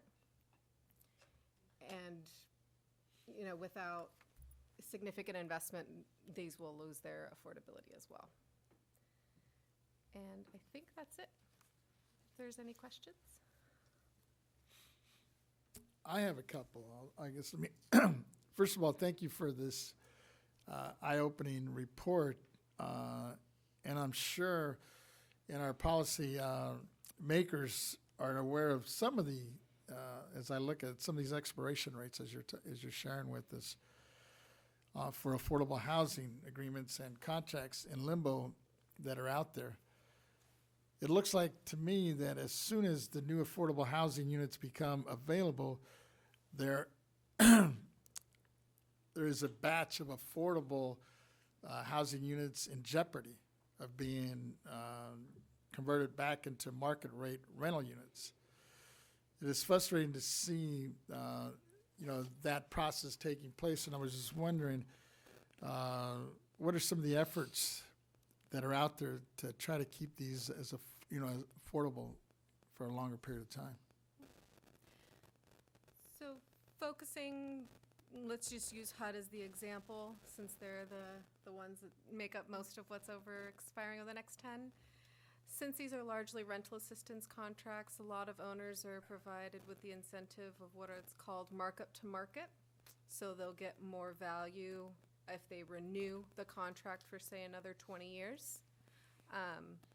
And so there are incentives for owners to continue maintaining affordability of these developments through mechanisms like that. The low-income housing tax credit program does have a set-aside for what they consider at-risk affordable homes. And so applying to that set-aside is a way to preserve these as well. HCD recently had a program themselves to reinvest in their existing portfolio of developments they had provided funding to through the portfolio restructuring program. I believe that was fully subscribed, but I'll let Mark correct me if I'm wrong. And so there have been some efforts to think about how to preserve our existing subsidized stock as well as continuing to build subsidized housing across the state. And I'm just wondering, you know, there's such an incentive for those to turn it into market rate. You know, those that have been we're not so much deed restricted, but we're in programs like HUD you mentioned. And I know in Santa Monica we went through some of these properties just about 10 years ago, and we were able to bring them back with another contract basically, and to keep them affordable. But the challenge is that, you know, you have those folks that just, the incentive for them to go into market rate is, you know, is very high. I mean, there's a lot of profit to be made here. And I'm just wondering if you've had conversations or working with, I'm thinking some of the legislators looking at possible legislation that maybe you would incentivize these folks to continue. And it sounds like we're going to get an expert to come up and testify on this one. Because I know that's the challenge. I know that's what the problem we had locally. Yes. So good afternoon. Good afternoon. Mark Stivers, Director of Advocacy with the California Housing Partnership, kind of a low chair. So, you know, I think she took your chair is what happened. we have been working on this legislative as well. Danielle mentioned a number of things that are available today. One of the things that does also exist today is something called the Preservation Notice Law that's been around for 20 years, and Danielle's actually quite the expert in this. But it says that if an owner has the ability to convert to market rate, they have to give tenants and local governments and the community essentially a 1-year notice of that ability, And during that 1-year period, there are limitations on who they can sell to. Now, they don't have to sell at all, but if they sell during that 1-year period, they need to give the first opportunity to purchase to like an affordable housing buyer, essentially. So that has helped. We've been able to save a number of developments through that use of that law. But I think the real gaps in the way that we're working at the legislature is that there have to be resources, one, for the affordable developers to be able to purchase the property. And while we do have state funding programs, they often take, a number of months to access the money, and these developers need to be able to act quickly in the market, right? So that's where we really need to expand, and there are a couple of ways we could do that. The second really piece that we need to work on is there needs to be a better incentive for the current owners of the property to sell to an affordable buyer, right? They're out in the market, they're hoping to sell to anybody at the best price, they want to move quickly, and for them to work with an affordable developer, it's going to take a little bit more time. And so one of the pieces of legislation that we did sponsor over the last 2 years, we did not do it this year because of budget concerns, but was something called the Affordable Housing Capital Gains Tax Credit. And the idea is that we would, for an owner who did sell an at-risk property to an affordable buyer, the state would basically share the capital gains tax hit on that to that owner, 50-50.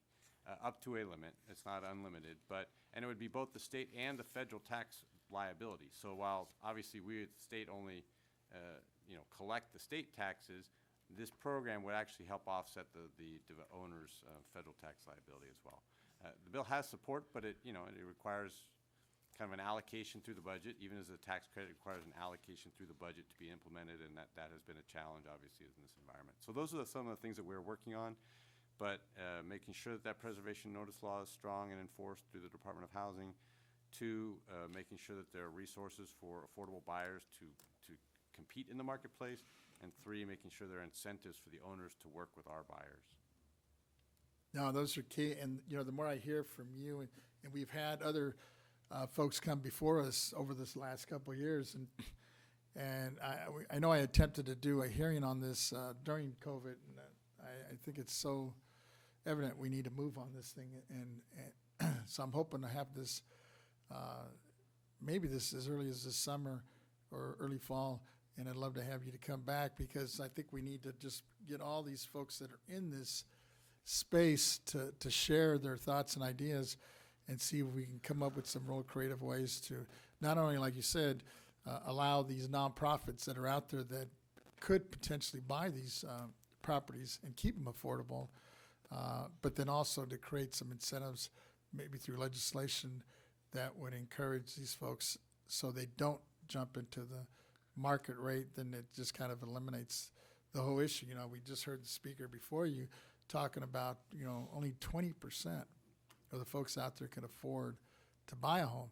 So the rental market is really really where everybody ends up in this space, and it's just a challenge. And so we need to move this. But let me turn the mic. I see a hand here on my right here from our Deputy Controller. Go ahead. Thank you, Chairman, and on behalf of Controller Cohen, I want to thank you both for presenting to this body. There's a saying that the rent eats first. Housing continues to be the single largest expense for California families, and addressing the impacts of sky-high inflation begins and ends with the housing crisis. Working families cannot afford to wait years for housing supply to increase. There's a need for action now to pair longer-term investments with short-term solutions that alleviate the financial pain that families are facing today. What are some immediate solutions we can offer to families, especially those who spend a significant portion of their income on housing costs, and help provide the relief that they desperately need? So, and as Controller Cohen is well aware from her seat on both two of the major housing finance agencies in California, as we try and increase supply of affordable housing, and this is where we're consistent with the realtors, it's really about increasing the supply. Danielle's team has identified that we need to build 1.2 million additional units of affordable rental housing over the next 10 years just to meet demand, essentially. We are now doing about 20,000 a year, so 1/6 of where we need to be. So in terms of increasing supply, it really comes down to two things. It comes down to land use, being able to get entitlements. It is very difficult in this state to get through the land use entitlement process. And the second thing is that there needs to be then the resources to be able to finance the affordable housing. Because the rents are kept low, but the construction costs are the same as any market rate development, we have to provide a subsidy to fill that gap. And those are the two things that are critical. On the land use side, I think we've made actually some good progress. You know, there's a bill from 2017, SB 35 by Senator Wiener. The sunset is being addressed this year in another bill, SB 423.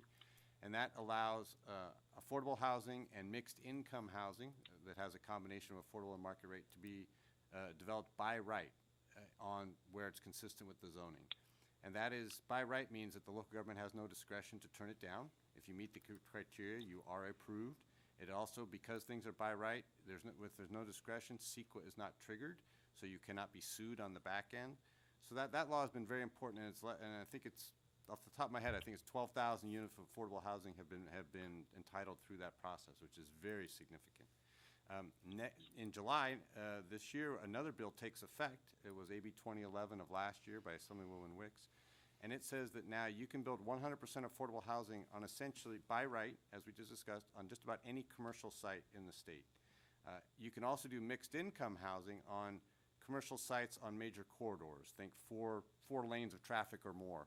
And we think that will open up the possibility of developing an additional 1.2 million homes. Not all those would be affordable, but that's a huge increase in sort of zoning capacity. So that's on the land use side. It's actually on the financing side where we're struggling the most right now.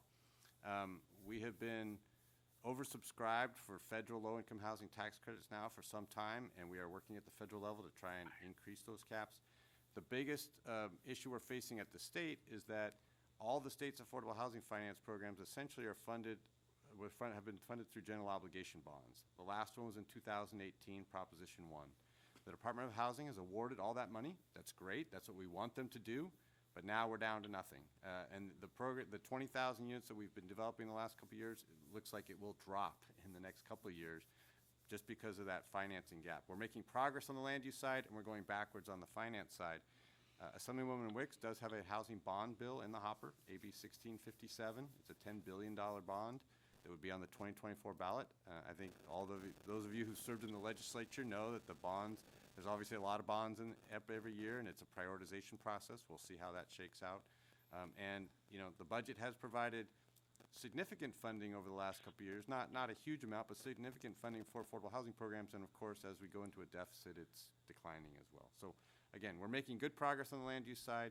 We are actually struggling on the finance side right now. I appreciate your insight on that, Mr. Stivers. Public housing, there's nearly 2 million people across this country that live in public housing, which I believe is critical to protecting the rights of affordable housing and those who live in it. However, lead pipes, mold, crumbling infrastructure have led to almost 15,000 apartments across this country to being closed or demolished because it's uninhabitable. Can you speak to the importance of appropriately funding money to local housing authorities to address the backlog of repairs? Yes. So first of all, I would just say in public housing, we do have a significant amount of public housing in California, but proportionally much less than other states. Public housing started on the East Coast in the major cities in the Midwest. California, with its later population growth, came kind of later to the game, and as a result has less public housing. But nonetheless, it is at significant risk. I don't know if any of those of you who've followed San Francisco had a lot of public housing, and over the last decade, it has transitioned essentially all of that public housing into the low-income housing tax credit program, and is now owned by nonprofit entities, and it is financed with low-income housing taxes. It is no longer public housing. It still serves the same population, but it has sort of changed its color, I would say. And that is happening across the state because of that fact that the federal government has never fully funded the housing authorities. In any given year, they give them less than the formula says they should get for capital maintenance, and they also give them less than the formula says that they should get for operations. And when you can't keep up your buildings and you can't just operate them, they go into decline. And so there's two solutions here. One, we can either fully fund housing authorities with the capital maintenance and the operations that they are entitled to by federal law, or two, we can hasten this transition to the low-income housing tax credit program. But for that, as I just mentioned, we have maxed out on our low-income housing tax credits, so it's very competitive. We would need to essentially be able to expand that program to be able to go in that route. I appreciate your response. Chairman, I yield back. Thank you. Thank you. Member Gaines, and then we'll go with Schaefer. Go ahead. Yeah, thank you so much, Mark and Danielle, for your presentation. Appreciate it. And I was just struck by your comments on nonprofits and their ability to kind of fill the gap for affordable housing. And are you seeing that they are doing a better job in terms of maintaining that housing as a nonprofit?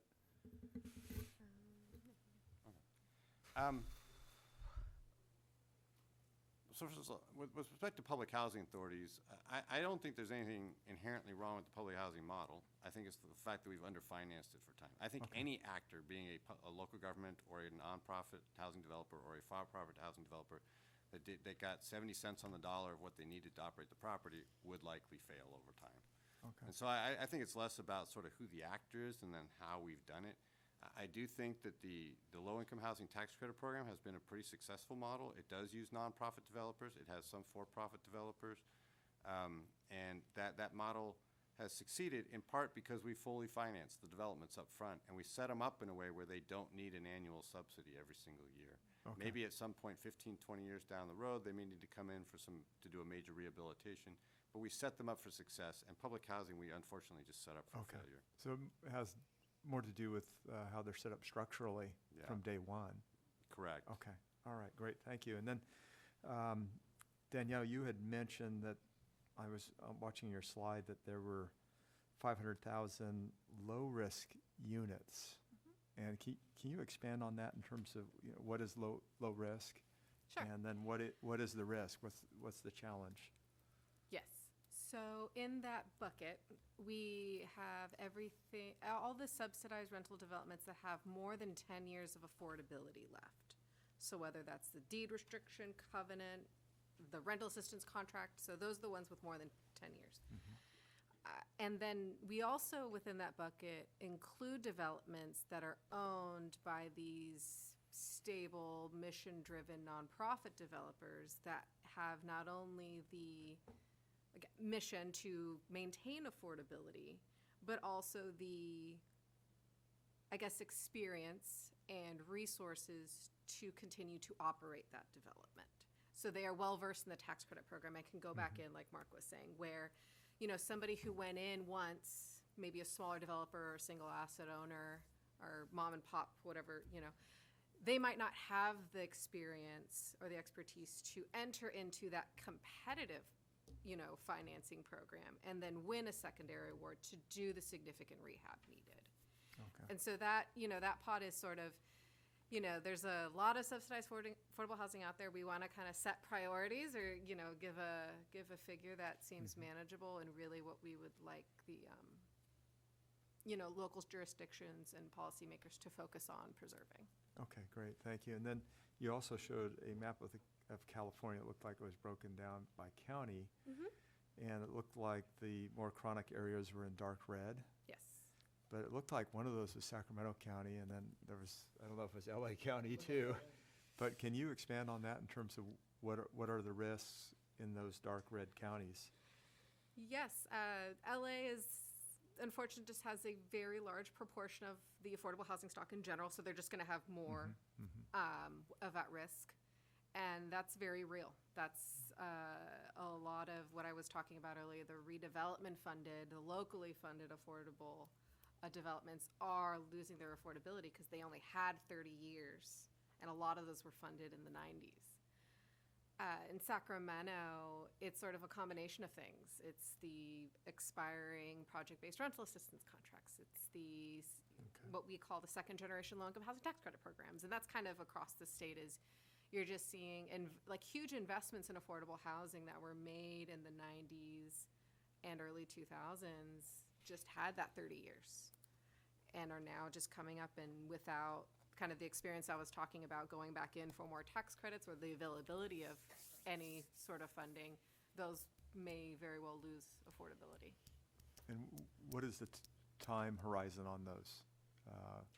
So everything at risk, so this one says, so for the numbering, we look at risk in 10-year horizon. all right. And then each of the buckets, so very high is 1 year, high is 1 to 5, and then moderate's 5 to 10. Okay. So hopefully we get through these challenges with the budget and the economy and all that, and there's still time to incentivize some of those managers into retaining that property as affordable. Yeah. Okay. All right, thank you very much. Member Schaefer, go ahead. Yes, thank you, Chair. I've been around a long time. I've seen all kinds of subsidized housing. There's a number of those kind of housings that is not on your chart there, like company towns that were existing years ago. That was subsidized housing with company stores, but that's not there. And you know, that was 100 years ago and 50 years ago, but certainly not present time. The second class I think of is a large military housing that covered San Diego, but again, that was not public. That was for people with the military. And when the military use was no longer needed, they were developed with expensive private housing for the most part. The third part would be, I've been in the hotel motel business, and I'm seeing a lot of private housing all of a sudden become homeless housing at astronomical prices that I can't believe. You know, several $100,000 per unit when you can buy a nice condo studio for the same price they're paying for a hotel room sometimes. That is subsidized housing, and that is open to the public, but again, that's not on your list. So there's an awful lot of housing over the last 100 years and even today that does not figure in to what we're looking at and discussing today. Is that right? Yes. All right. That's the only comment I had. And I think one of you mentioned that we just need to keep promoting, obviously, just more housing regardless of what it is. And I've always had this argument with folks, especially in my neck of the woods, about that I'm not sure we need the high-end stuff, because I don't know if that ever becomes affordable. When you're doing your research, whether it's a high-end condo or a home, I don't see that ever becoming affordable. Have you seen that in the past or in the history? The research I've ever seen on the trickle-down effect is that it does take a couple generations for that to occur, right? I mean, what's today is Class A housing becomes Class B in 20 years and becomes Class C in 40 years. So it may, but that's a really long-term strategy. That's what I think we do need housing at all levels. At some point, there's just a level of supply, and when you do build a luxury unit, whoever buys that is no longer competing for the $800,000 house that somebody else can now buy. There's some of that going on. But we are obviously most focused on affordable low-income families, and particularly in the rental market. I mean, there's obviously a home ownership need there too, but that is, in California, so beyond anybody's dreams, it's hard to imagine. You know, the majority of the state rents, and almost all low-income people do, and so that's where we have focused our energy. But there is a need for housing supply generally. We do not deny that. And at some point, there's only so many people who can pay those luxury prices. If we start building, when we only build 100,000 units a year, the people with the most money are going to win, and you know the prices are going to reflect that. When you start building 200,000 and 300,000 units a year, you've run out of those people who can pay them, you know, the luxury prices, and you start having to meet sort of the middle income segment of the market. So when you rattle off these figures earlier, you were saying that the demand or the need every year is a little over a million now. Well, so it's just for affordable rental housing alone, we need about 120,000 units a year. If you look at the overall market, we probably need 250,000 units a year. And we're producing what, a third of that, if that? I think this year we're up to a new high for the overall market. We're like at 130 or 40,000, and again, the affordable component of that, we're at 20,000. We are plateaued at 20,000 because we've run out of these federal low-income housing tax credits. So every year we're falling further behind. Farther behind, absolutely. That's what I thought. That's yeah, Vice Chair Lever, I think I got a question out of here. Well, I don't have any questions. Everything that you're saying is very congruent with my experience in my home county of Santa Clara. We're somewhat high, obviously not as high as Los Angeles or Orange County on the at-risk component. And I share the view that the desire to get affordable ownership property is maybe a ship that has sailed, and we just need to focus on rental housing and getting people housed. And you know, in terms of the buckets of money that are available to fund the mechanisms that we really need, maybe at some point in time there will be a connection between the luxury housing that's built and the external costs of having hospital workers and teachers and retail workers and other folks attached to that.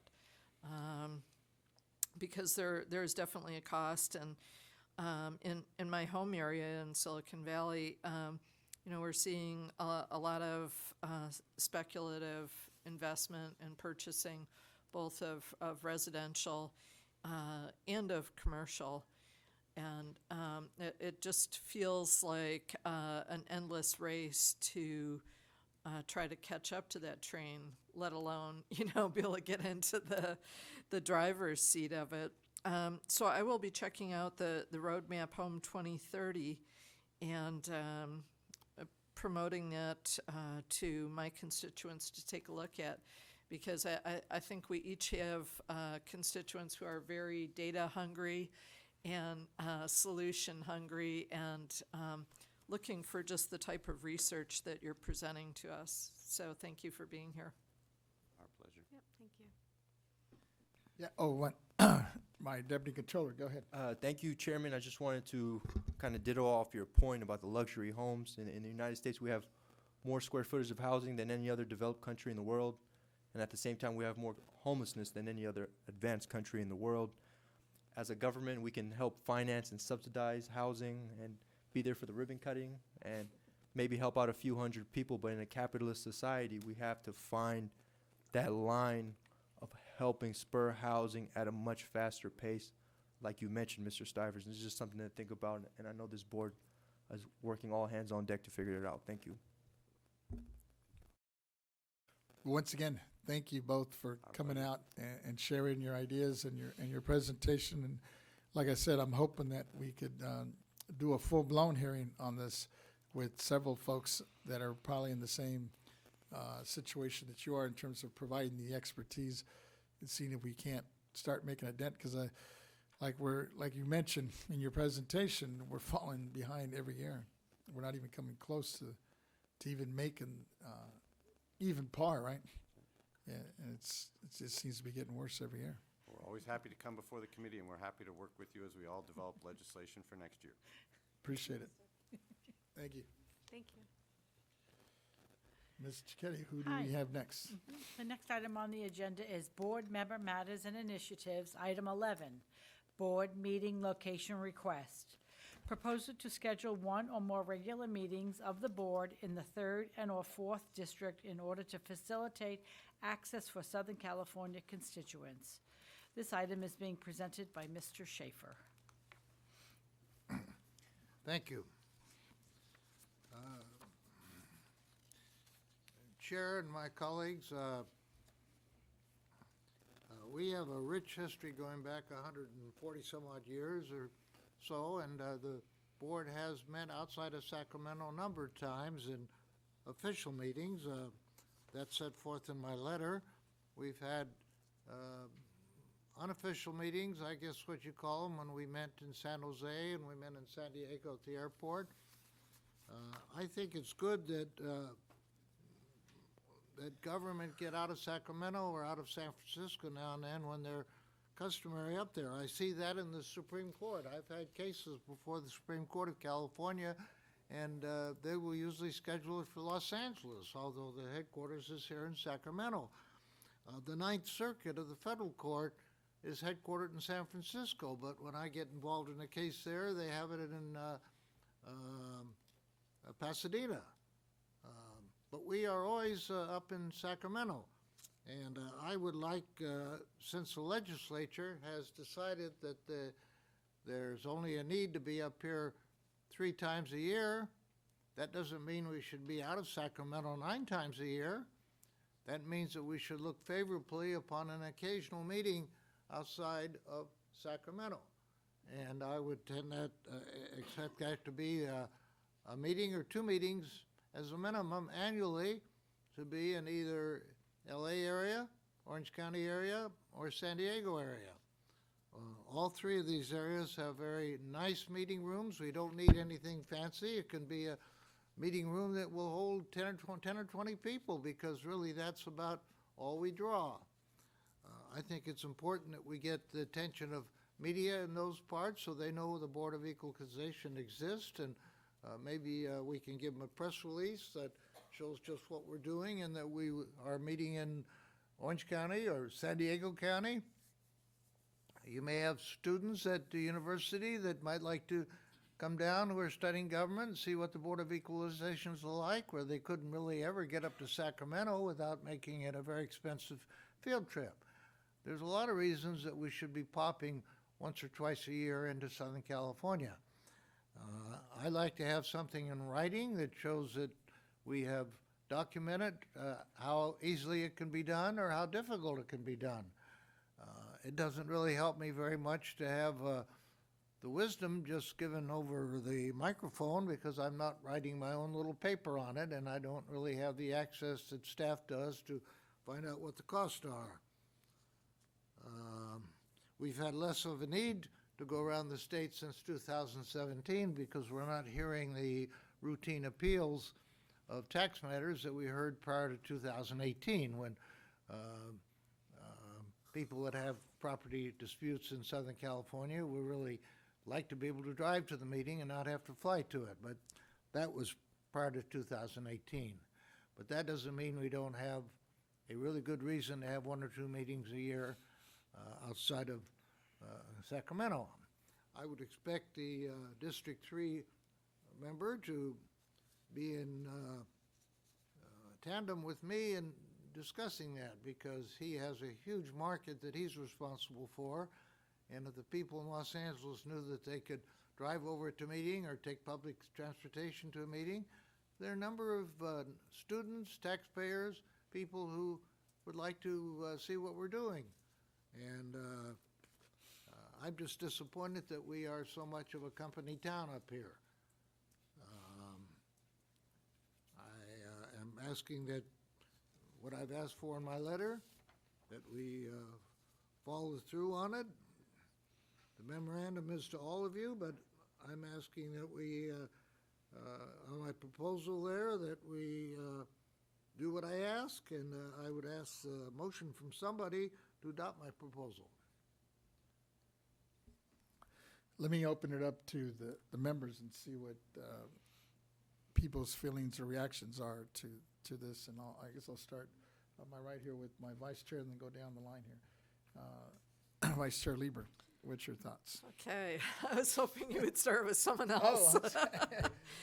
Well, I've been doing a lot of thinking about this, and in regular times when we get back to them, there's just about nothing that I would rather do more than be at a meeting in the 3rd or 4th district. I do think we're going to, at some point, have a special hearing in Los Angeles on some of the housing matters. Right now, our state budget is getting worse by the day, if not the minute. And I think that we have to get past this budget approval and understand what it means before we really contemplate anything. And I know that Mr. Schaefer is one of our more frugal board members, and probably one of the most frugal people in a very intelligent way anywhere in state government. And so I think that we can adopt a lot of your leadership in that particular area.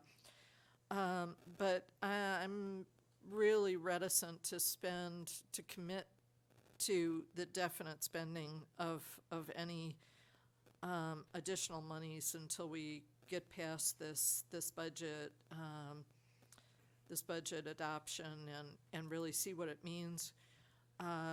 We don't yet know what the current situation in Congress means, but we know that it's not good, and it will have an impact on the state. And I think before we commit, we need to really understand what those factors are. So for right now, for me, regrettably, it's a no.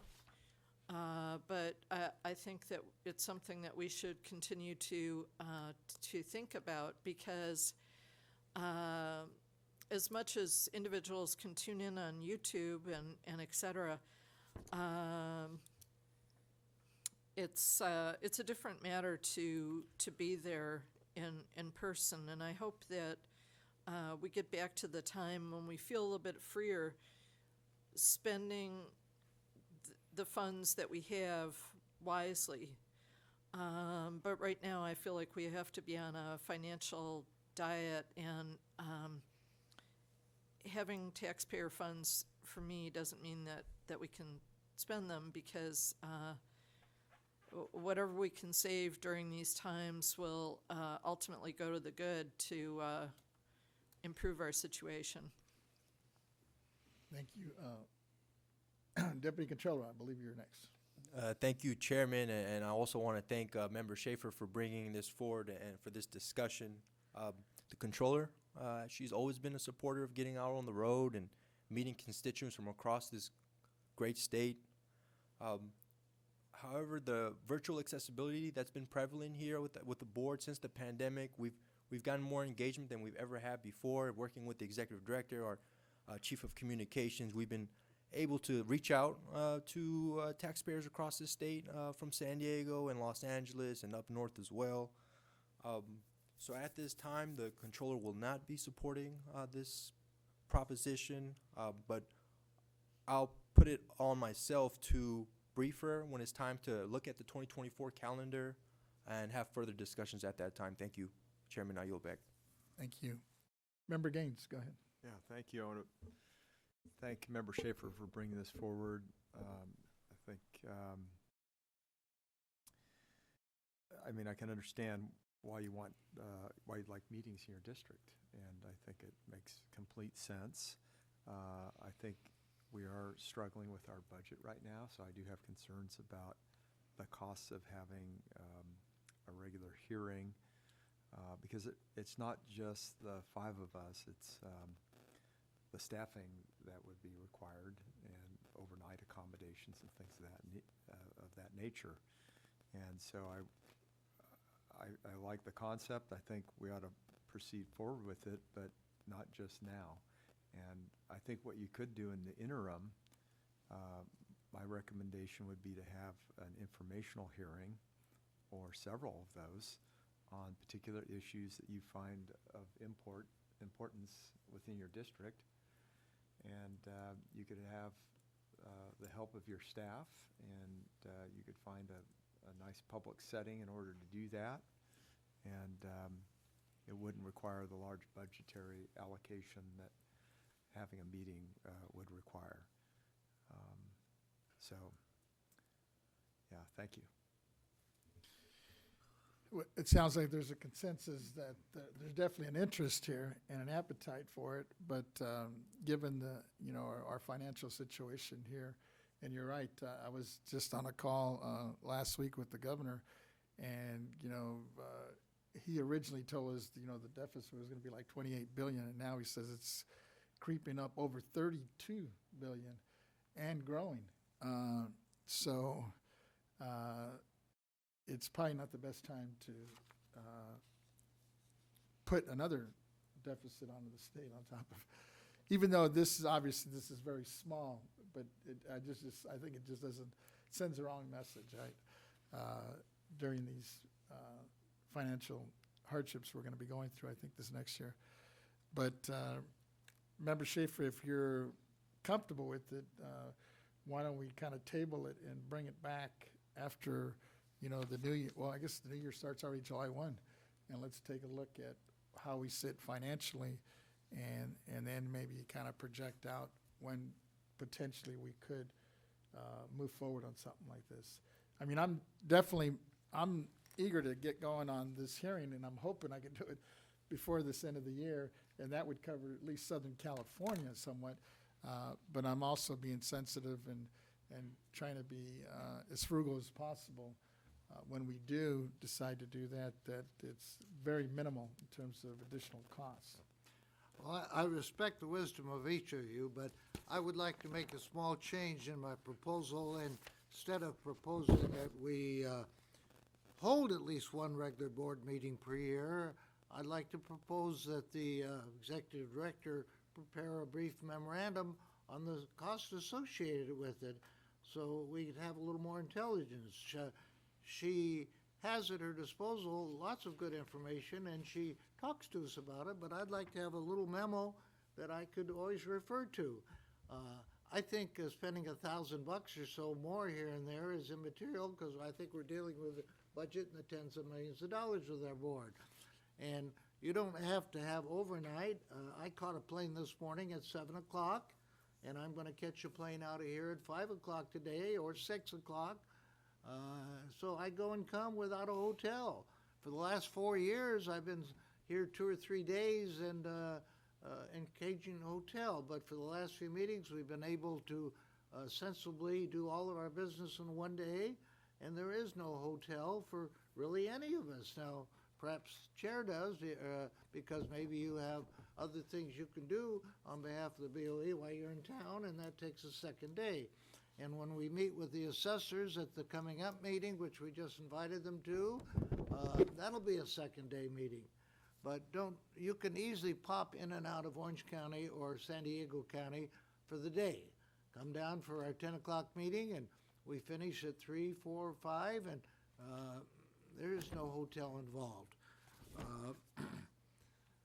And the personable participation could be visual, as it has been, during COVID. That's what I'd like Ms. Stowers to do, is tell us what could be visual and what could be personable. That if we don't have a 2-day meeting, that we're talking about a and I'm actually talking about a 1-day meeting down in San Diego or Orange County, not a 2 or 3 day meeting. If we're going to have a 2 or 3 day meeting, that would involve so much of the government. Maybe it's best to be in Sacramento. So I think there's enough wiggle room here and there that the cost is really not something that should frighten us. But again, we don't know what the cost is, so I would reframe my proposal that we have a brief study made by our executive director as to what the cost would be for a 1-day meeting, no overnight, and which participation would be at a cost and which could be visual. The cost of having a policeman drop in.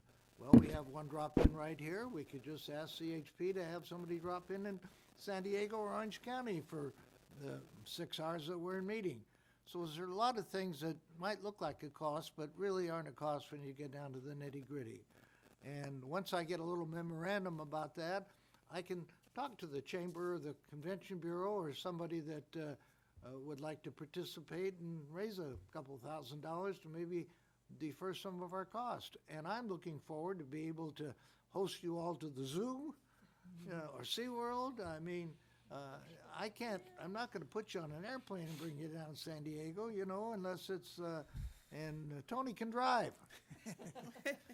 It is drivable. I think I see Member Gaines nodding his head. I think he has something to add. Go ahead. I like your proposal. If we could move forward with a study in terms of what the expenses would be for a remote meeting, and then we could have further discussion at that point. But we just have reached kind of a difficult number of years, actually, with the pandemic, where we couldn't really meet.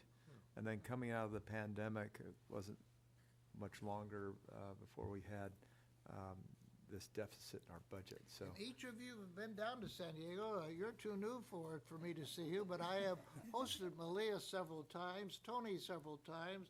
come Ted and down. his wife have been down. Maybe I should blow the whistle and say, let's go into session. So I wasn't able to do that timely, but I would like to get something from Ms. Stowers in writing that would speak to the topic. And maybe this is subject to a memorandum in your files going back the last 10 or 20 years. I'm sure it's been looked into in writing. Maybe share with us. I'd like to be able to be speaking intelligently, and right now I'm just speaking off the cuff. And I really don't know any of the facts, other than I know with the huge budget we have, we can well afford a few $1,000s if that's all that's involved. Thank you. Let me go with Vice Chair Schaefer, then we'll bring on our Executive Director. Go ahead, Vice Chair. Thank you. Well, I'd like to add on to Mr. Schaefer's comments in terms of the information that I would find the most valuable, because I know what the ballpark figure for things is.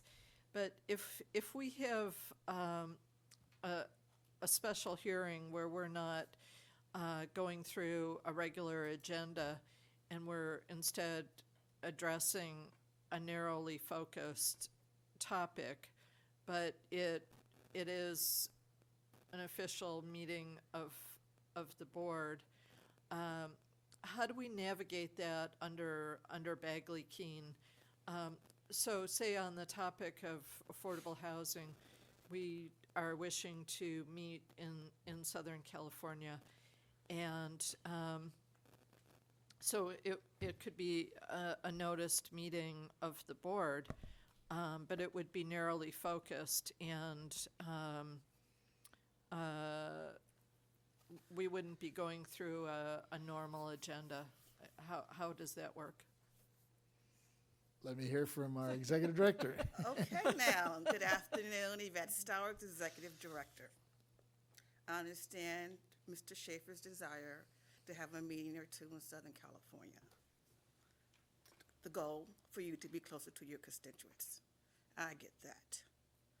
But there are some challenges in having a meeting there in Southern California that was spoken already. Basically, our budget deficit is projected at $32 million for fiscal year 23-24. So even when we come July 1st, we're going to have a deficit. And we should be good stewards of the taxpayers' dollars when it comes to traveling. Let me address Vice Chair Lieber's question next. Yes, we could scale down the meeting and just say we're going to have it on affordable housing. Board proceeding staff, and it's going to address your question too, will still have to travel. You see the work that they do. It doesn't happen with the split of a flip. It's a lot of background work that they do, and they will have to travel the day before. So that's an overnight stay. They have to go and make sure that everything is working, media service is working, and it costs. I estimate, as I said in January, that if you do a full meeting with staff reports, it's $62,000. That includes travel and facilities. We do not, I repeat, we do not have a facility in Southern California. We would have to go and look for a facility, enter a contract, and pay whatever charges they charge us.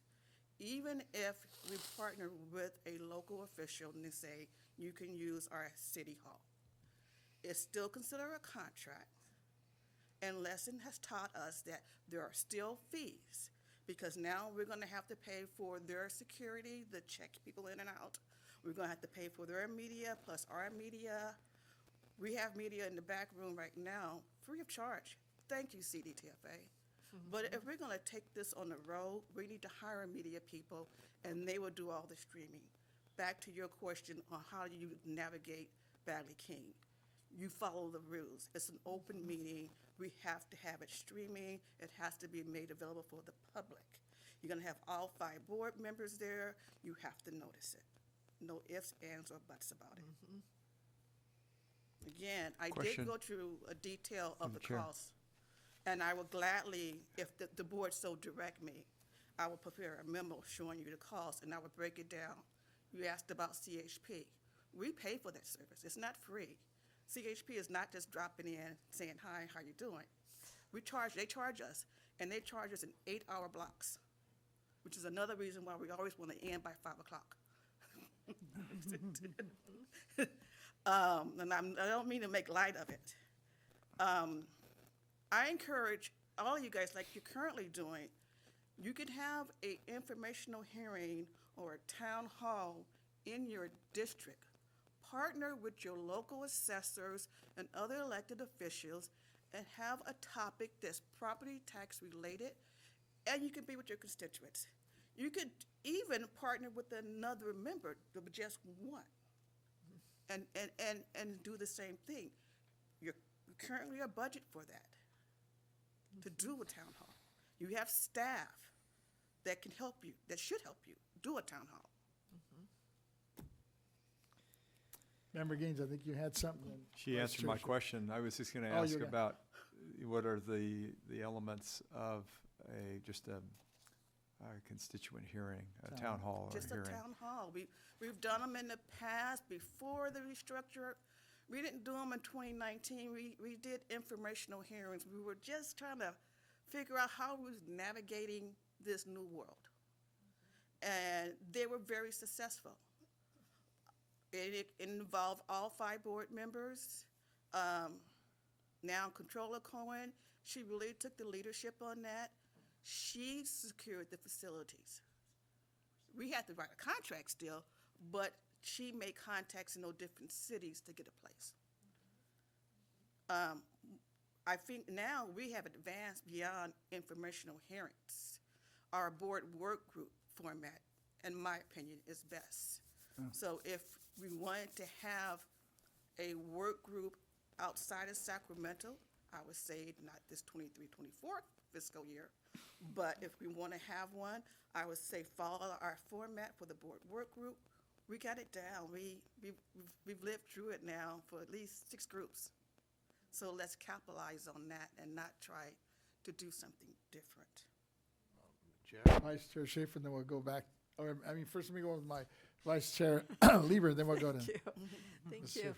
I think that's a really good direction for us to take. And, obviously now until July, but as you pointed out, the fiscal situation that we're in isn't going to go away, July 1.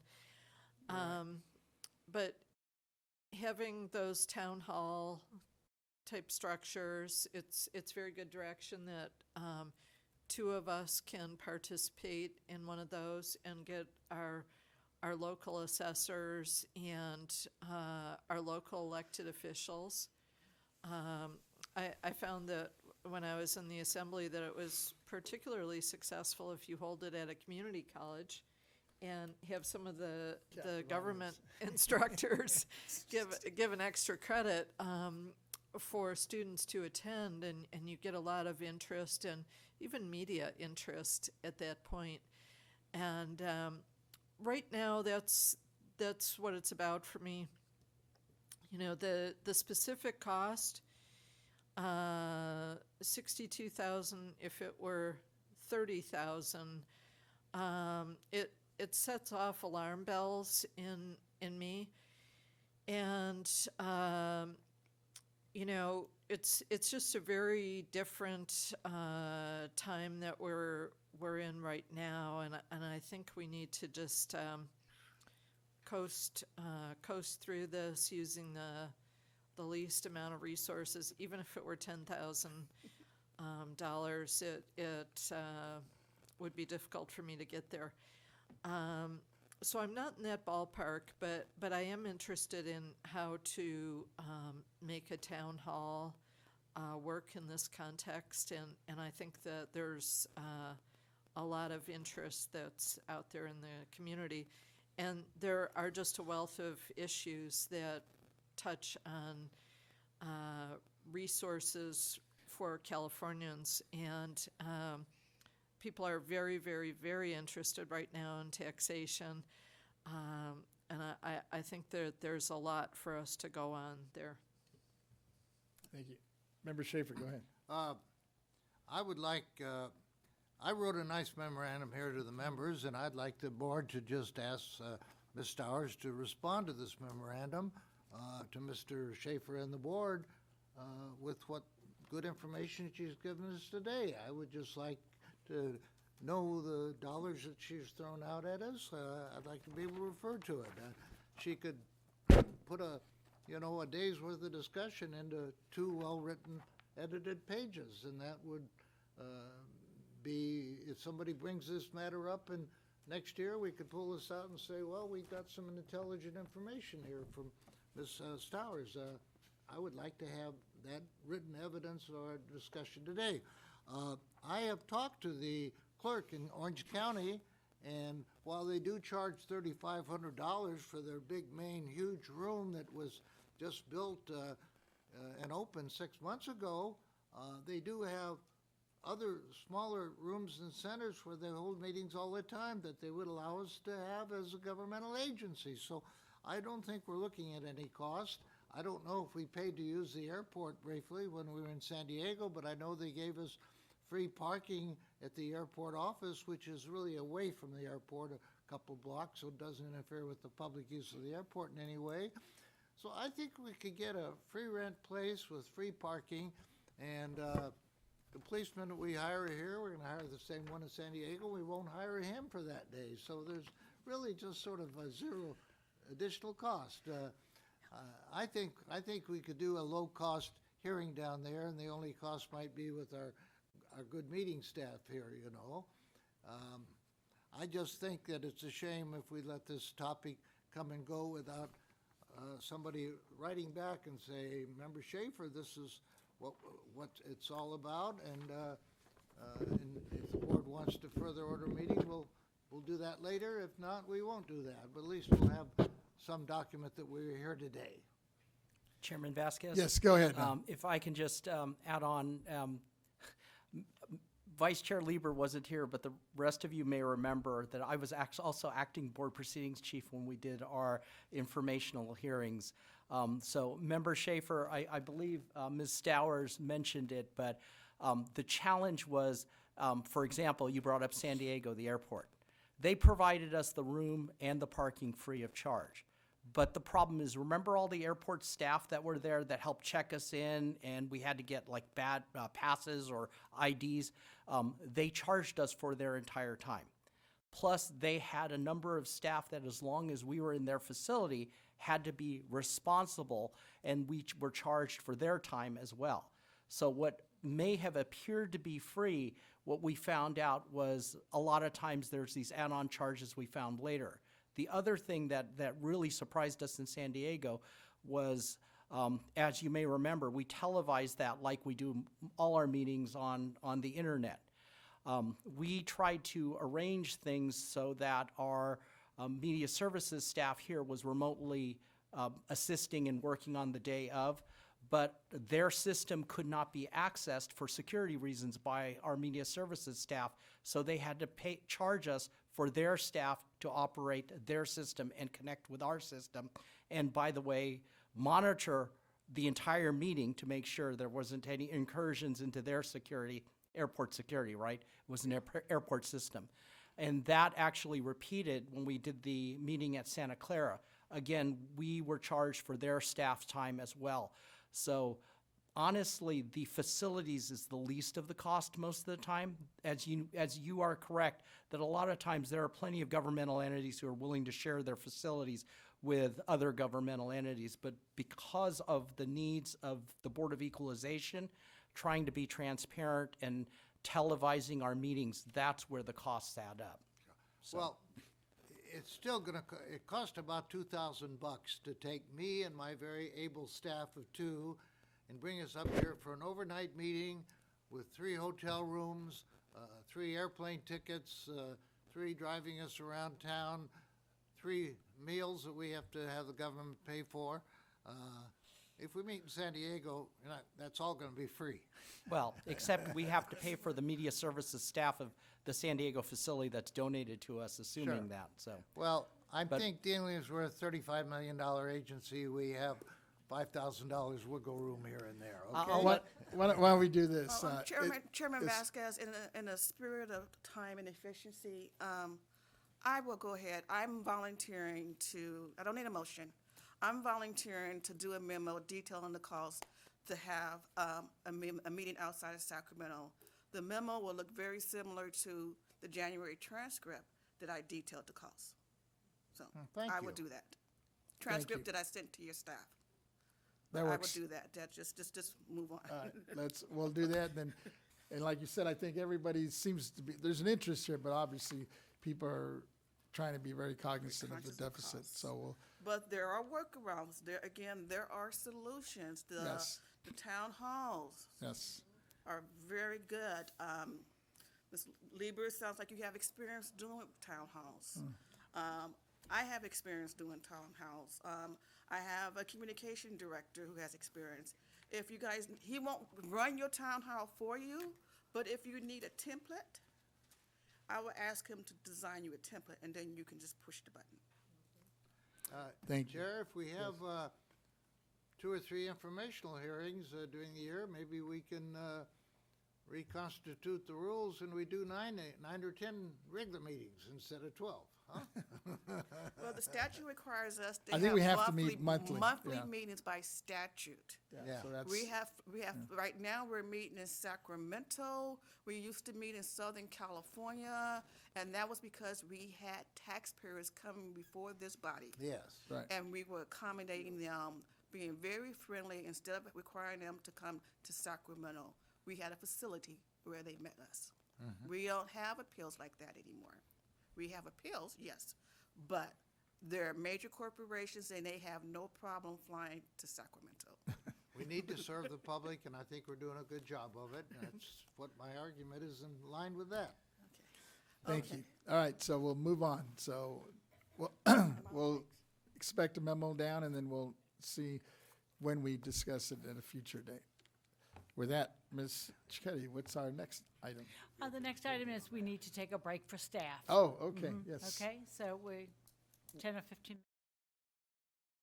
What's appropriate, what do you think is appropriate? 10, I 15? think it takes us about 15 minutes. 15 to minutes. walk to the restroom and back. I So think I'm we'll looking give at us 3:28, so we'll reconvene at what, at 3:45? 3:45. All right. All right.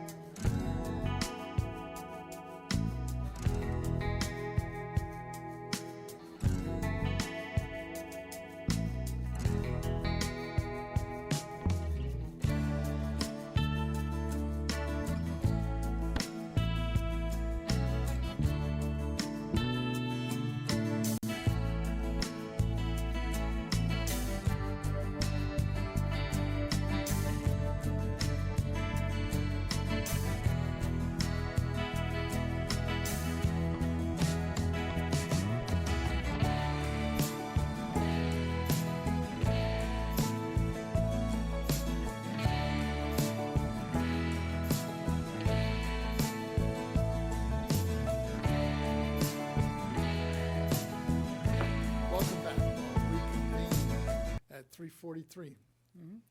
Got it. Ms. Cicchetti, if you would call the next item.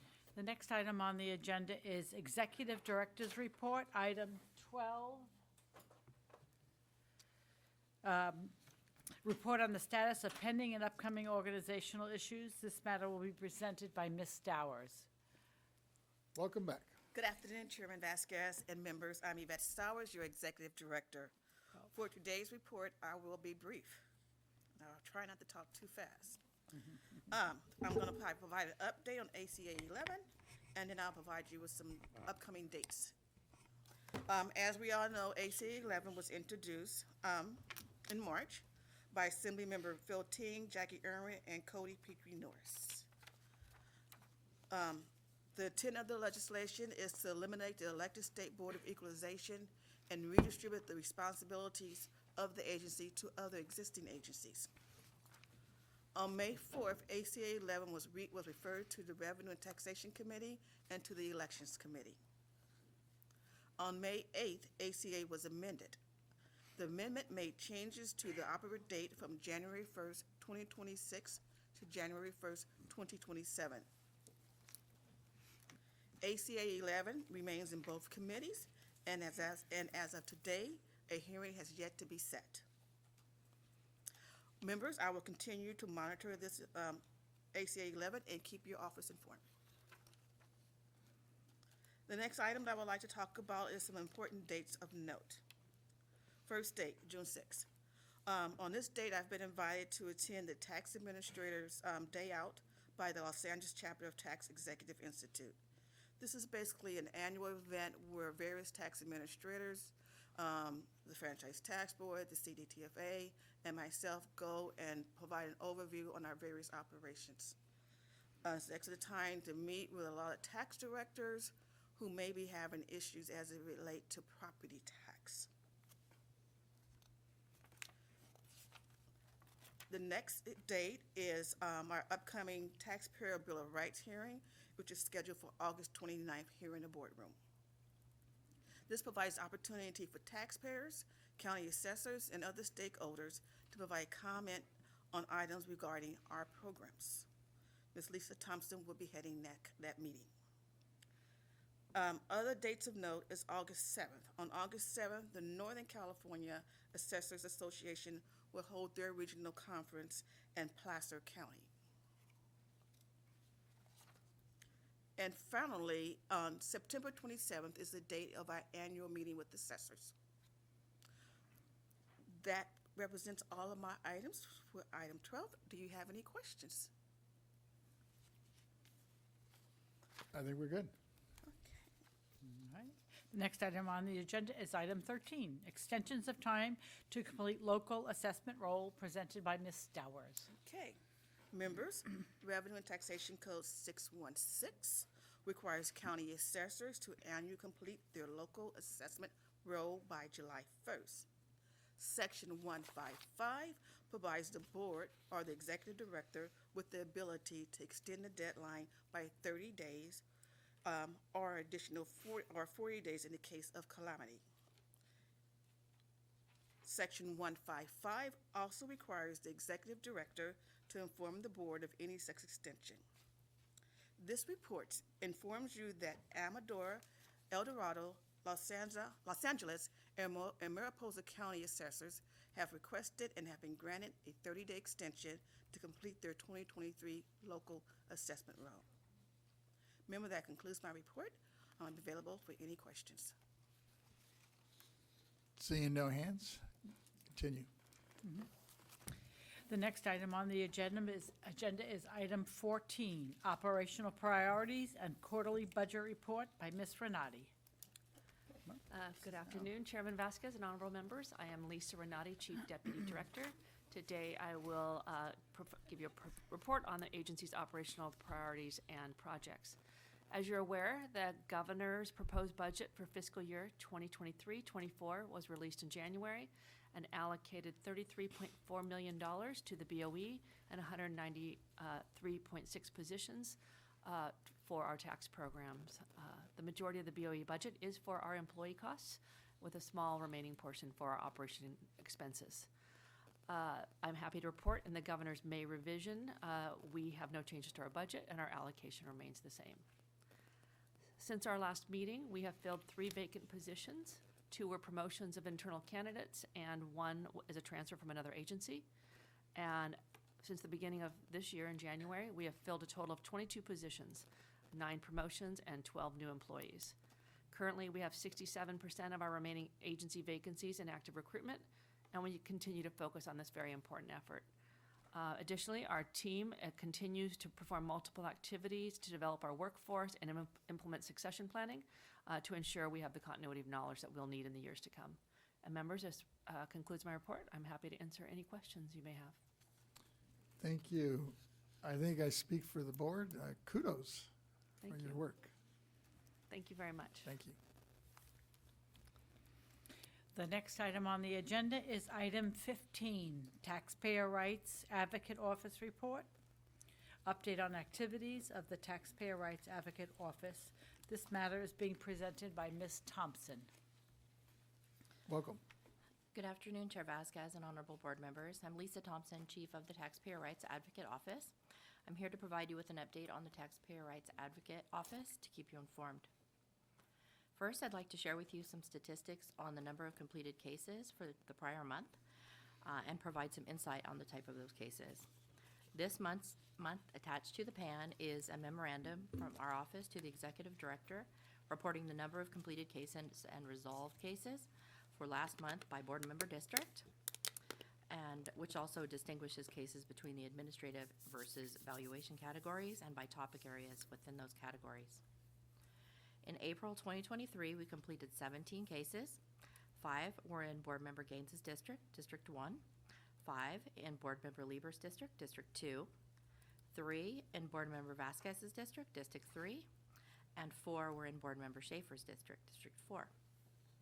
Of the 17 completed cases, 5 were from the administrative category, 12 were from the valuation category. The administrative category includes topics such as creating and mailing of tax bills, refunds, penalty cancellations, defaulted taxes, access to data, special assessments, or direct levies on the property tax bill. The valuation category includes topics such as change in ownership, decline in value, appraisal methodology, exclusions, exemptions, new construction, actual enrollment of values, property taxation, and assessment appeals. With respect to the administrative category and its 5 cases in total, 4 pertain to the delinquent or defaulted taxes, and 1 in another category with dealt with where property taxes are allocated.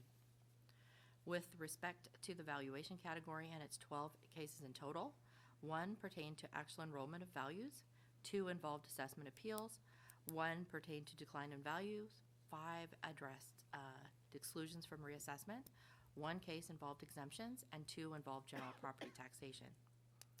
To provide some additional insight on the specific type of exclusion and exemption cases, I offer the following information. For the 5 cases involving exclusions from reassessment, 2 pertain to base year value transfers for persons aged 55 and over, and 3 pertain to the parent-child exclusion.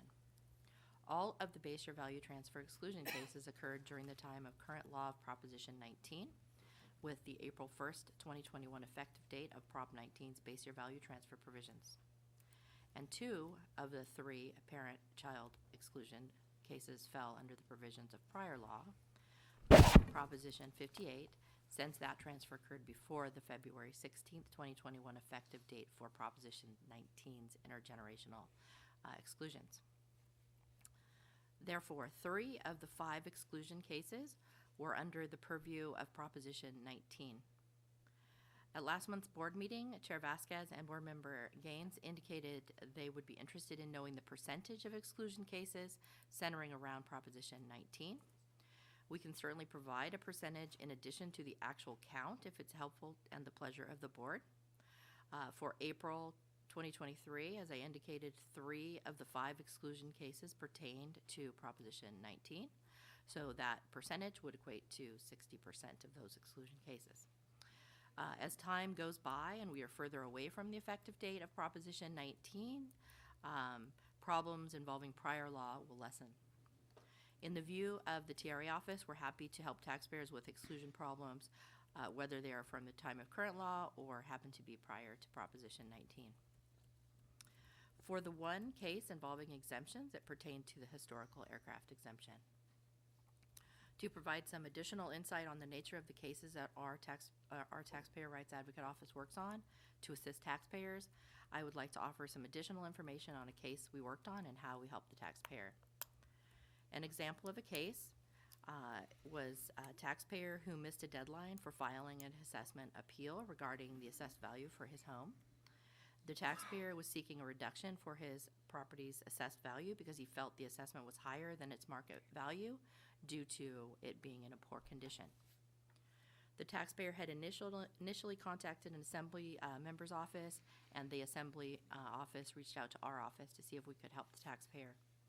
The TRA talked with the taxpayer and explained there weren't any extensions under the law for an assessment appeals filing deadline for property tax purposes, and that each year the appeal filing period starts July 2nd and ends either September 15th or November 30th, depending on whether the county assessor has elected to mail out assessment notices by August 1st to all taxpayers with real property on the secured roll under Revenue and Taxation Code Section 1603.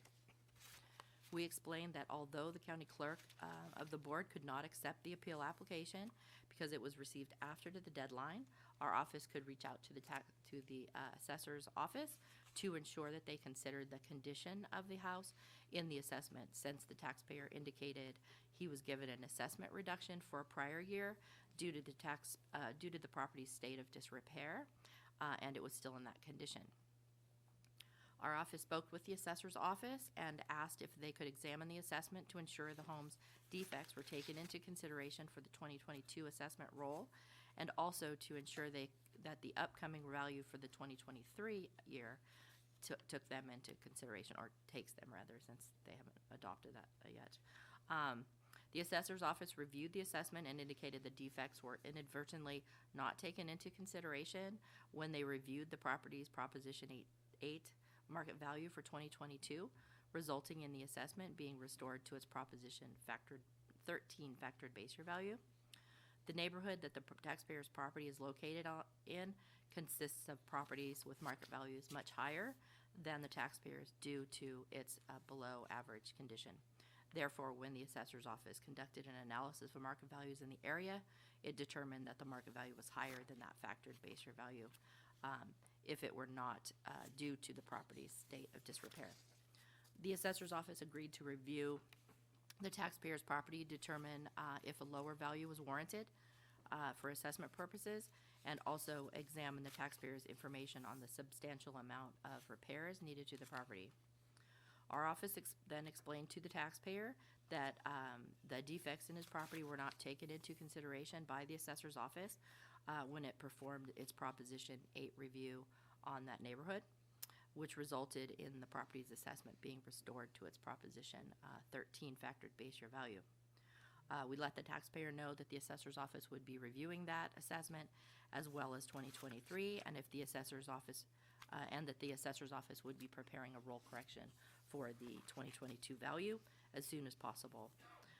We also indicated to the taxpayer that if he disagreed with the 2023 value, that he could actually look online or look on the notice as well, that he may wish to obtain an outside appraisal and also updated repair costs to submit to the assessor's office. Finally, the next item I would like to report about is work associated with the upcoming Taxpayer Bill of Rights hearing, as Ms. Stowers indicated, will be held on August 29th. The design for the posters and flyers publicizing the hearing was actually completed by our Forms and Publication section, and they are currently being printed. We'll be mailing them out to local agencies involved in California's property tax system in June for posting in public areas of their offices. And similar to last year, the poster included a QR code that can be scanned on a smartphone or camera to provide quick access to our TRA webpage on our website for the Bill of Rights hearing. At future board meetings, I will keep the members informed on other publicizing efforts. This concludes my update. I'm available for questions. Thank you, and thank you for following up on the request that Member Gaines and I made on the percentages. And I want to thank your staff as well. Welcome. See no other questions? Oh, I'm sorry, Mr. Schaefer. Yeah, Ms. Thompson, what was it that was August 29th? Is that something we should put on our calendar? Yeah, well, it's a board meeting, so August 29th, the Taxpayer Bill of Rights hearing will be held. The annual, we hold it every year, but it is held in conjunction with the board meeting, always the first day at 10 o'clock. If I could, just, Yes, go ahead. I Member just wanted to thank you for that follow-up and that scenario that you described where the county assessor went back and took a look at the valuation as a result of the home not being in the best of condition. So it doesn't always, we don't know how it's going to end up, right? But the fact that we're trying and that we're representing our constituent, I think, is so valuable. So thank you. Thank you. Thank you. Thank you. All Ms. righty. Cicchetti, what's next? The next item is item 16, Property Tax Deputy Director's Report. A report on the status of pending and upcoming projects, activities, and departmental issues. The item is presented by Mr. Young and his team. Welcome. Thank you. Good afternoon, Chair Vasquez and honorable board members. Once again, David Young, Deputy Director of the Property Tax Department, for the record. There will be 3 reports for us today. The first 2 will be given by our Ms. Glenna Schultz here. She's the manager of the County Assessed Properties Division. She will give you a report on the letters to assessors that were published as of the last meeting, and then also an update on our training and certification program. And we will end with a report on the State Assessed Properties Division, and I will be giving that after her. Ms. Schultz? Good afternoon, Chair Vasquez and honorable board members. Today I will provide you with a brief report on letters to assessors. Attached to this month's agenda is a memo on letters to assessors, which provides a list of the LTAs that have been issued since our last board meeting. In addition, the memo provides a link to the BOE's website where a list of all LTAs can be found that have been issued to date. As of the date of the attached memo, BOE staff has issued a total of 16 LTAs for calendar year 2023.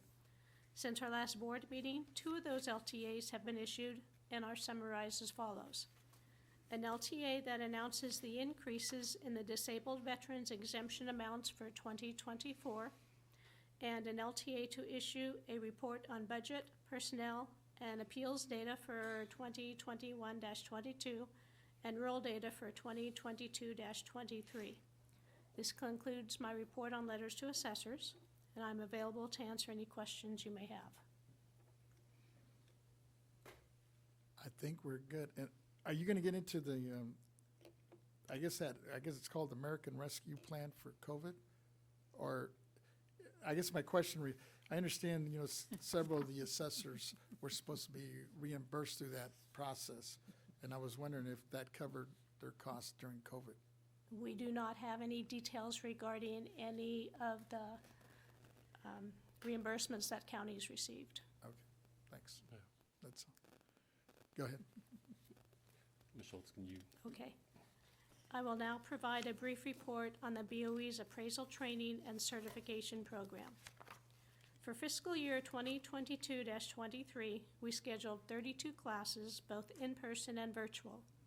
In addition to these classes, we scheduled 3 workshops, one on mineral property, one on geothermal property, and one on taxable possessory interests.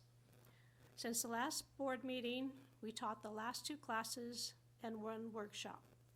To date, we have completed all 32 classes and all 3 workshops. 789 students completed the 32 classes, and 278 persons attended the 3 workshops. In addition, last month, BOE staff sent out the annual training needs questionnaire to all 58 county assessors, training coordinators, in order to provide the BOE with their training needs for the upcoming 2023-24 fiscal year. BOE staff is reviewing those returned questionnaires and is in process of determining the training schedule and locations for the upcoming year.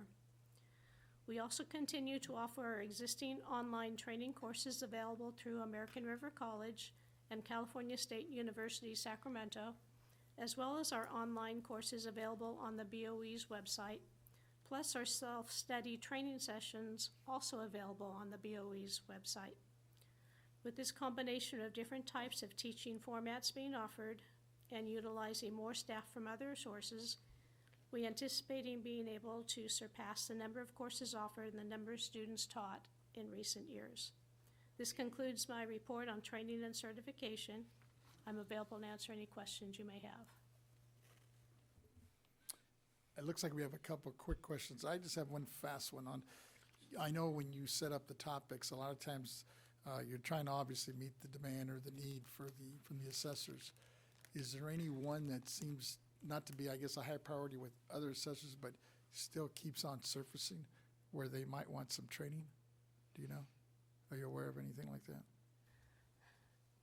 I believe the biggest request for classes is still our basic classes. The basic? Okay. Deputy Controller, I'm sorry, I saw your hand up. Yes, thank you, Chairman. I just wanted to take a moment, Ms. Schultz, and just recognize you and this agency and these board members. I'm a lawyer, but I still can do a little math, and I can see that well over 1,000 students have gone through these courses and workshops, which is Yes. quite incredible when you think about workload and capacity, and then also just understanding that May through July is the most important time for these assessors. So for you to complete these courses and get the training certified, and get these assessors and their staff well on their way, is remarkable. And I just want to give you I'll recognize you in this moment, and thank you again for all your hard work. Chairman, thanks. I yield back. Thank you. Thank you. I think we're good. Okay, thank you. Thank you. Thank you. Thank you very much. I just wanted to add on too, those are the students that actually went through our courses. We actually offer other opportunities too that are probably not in that count. There's still self-study courses that are available. They can take it at their own pace, send it in to us, either hard copy, and we actually look at them, correct them, and give them credits for those. So there are still other avenues and opportunities for getting training, getting continuing hours to apply towards certification. So we have a whole range of educational opportunities. I appreciate that, Mr. course. Young. And I've always said it, and I reiterated here, that this is one of the most important functions that we do here at the Board of Equalization. It shows leadership on the state level, and I know it's something that each 58 county assessors and their staff and the whole team in general is very, very fond of and supportive. So thank you again. No, thank you. So I will conclude with our report on the State Assessed Properties Division. So with the board's action and adoption of the values for all 336 state assessees this morning, staff will shift their work a little bit. So they will go through, the immediate work is to actually send out the notices of unitary value to each one of the assessees. Mr. McCool is already back in the office and starting that work. With that notice will come actually a couple of things. Not only will their unitary value be listed on there, but also information as to how to apply for and when to apply if they wish to contest the valuation. So there will be appeals information on there. The goal is to get that mailed out within this week. It'll probably be sometime tomorrow. So the work shifts a little. The next stage of work for the State Assessed Properties Division, will be actually preparing the State Assessed Value Board roll. So the value that was adopted, that you all adopted this morning, will be one component of that. It will make up the majority of that roll, but also with that will be all the additions and the minuses that were adopted through the year, through the audits, through the escape assessments. So escape assessments were added. If we found that we owe a refund, those will be subtracted from the values that were adopted this morning. And then also comes the work of actually making the allocations. So the value that was adopted this morning, the adjustments, will then be allocated to where we best believe the property is actually located in each county. So all 58 counties will get an allocation of all that value. And then the final component of that role that will be brought before the board for the board's action and adoption in July is also the PRC, the private railroad car values. They are right now finishing up the assessment of those private railroad cars. Those will be added into that, those numbers we just talked about. It will be adjusted by the 4R Act ratio that was also adopted this morning. And all that will be brought back for the board's action in July, and that will form the board assessed role, and that will be sent to all 58 counties, and it will form the basis for the assessee's assessment in each county. So with that, I conclude my presentation, and I'm available for any questions you may have. Seeing no hands, I think we're good. Thank you. Thank you. Thank you. All right, the Ms. next Chetty, item. what's next? The next item on the agenda is item 17, Legislative Research and Statistic Division Chief's Report, update on the administrative and program-related legislative bills impacting the BOE. This item is being presented by Ms. Renati. And good afternoon again. I am Lisa Renati, Chief Deputy Director. I'll provide a brief report on behalf of the Legislative Research and Statistics Division. Attached to today's agenda is a listing of the bills we are tracking and monitoring that could impact the BOE's tax programs or our administration. As you will note, we are tracking 3 constitutional amendments and 20 bills that could affect the programs. On May 10th, a hearing was held for SCA 4, a constitutional amendment to repeal certain provisions of Prop 19. The bill failed passage in the committee. It's our understanding that the sponsor of the bill intends to collect signatures to pursue an initiative to be placed on the ballot, and the remaining 2 constitutional amendments are still in committee. We'll keep you updated as we learn more information on those constitutional amendments. Additionally, last week was the deadline for fiscal committees to hear and report to the floor bills introduced into each house. Of the 20 bills we are tracking, 11 passed, and they will soon be taken up in their respective floors. If passed, they will move on to the second house. The BOE's analyses and amended analyses, if needed, for all active bills are posted on our website. We continue to provide your offices with weekly reports and copies of the analyses via email. Additionally, we continue to track the board-sponsored legislative proposals approved in the board in November 2022 and last month in April, which are included in committee bills SB 889 and SB 890. This concludes my report, and I am available to answer any questions you may have.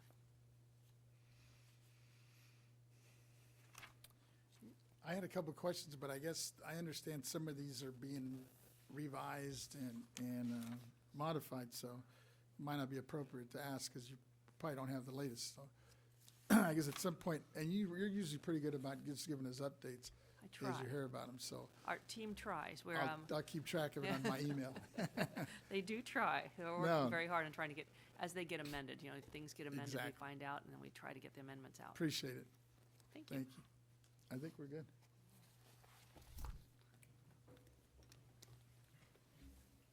Ms. Chigetti, what do we have Alrighty. next? What we're going to do right now is we are going to go out to the public comment for all the executive directors' reports. Oh, good. Since we're done with that. We have no one in the audience who's wanted to make a public comment on the executive director's reports, or have we received anything in writing? AT&T moderator, can you please let us know if there's anyone on the line who'd like to make a public comment regarding this item? Of course, once again, ladies and gentlemen, if you wish to make a public comment, please press 1, then 0.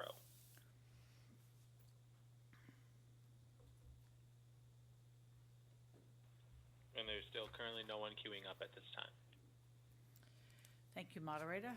Then the last item for the day is closing remarks and adjournment.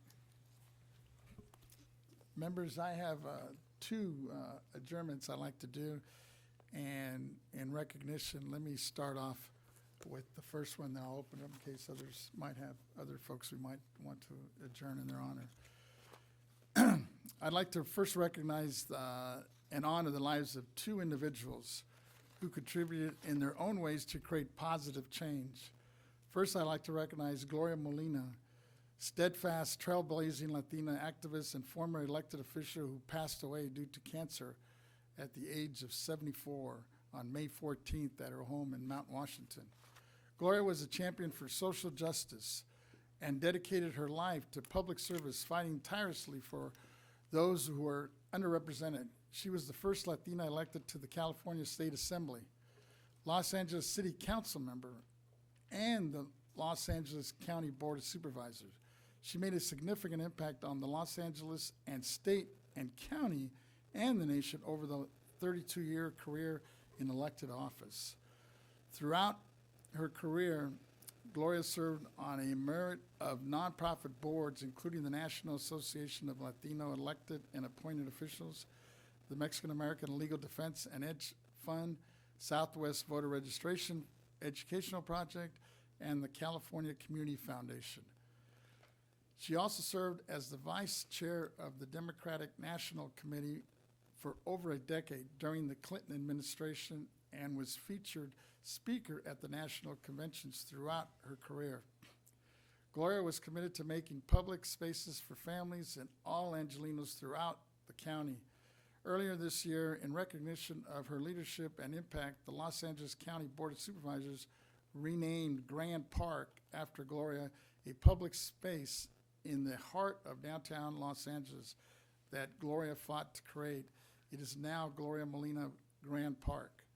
Gloria was also a talented artist who shared her passion for depicting her Mexican roots through beautiful quilts, and by that taught others how to unlock their creativity through the art form.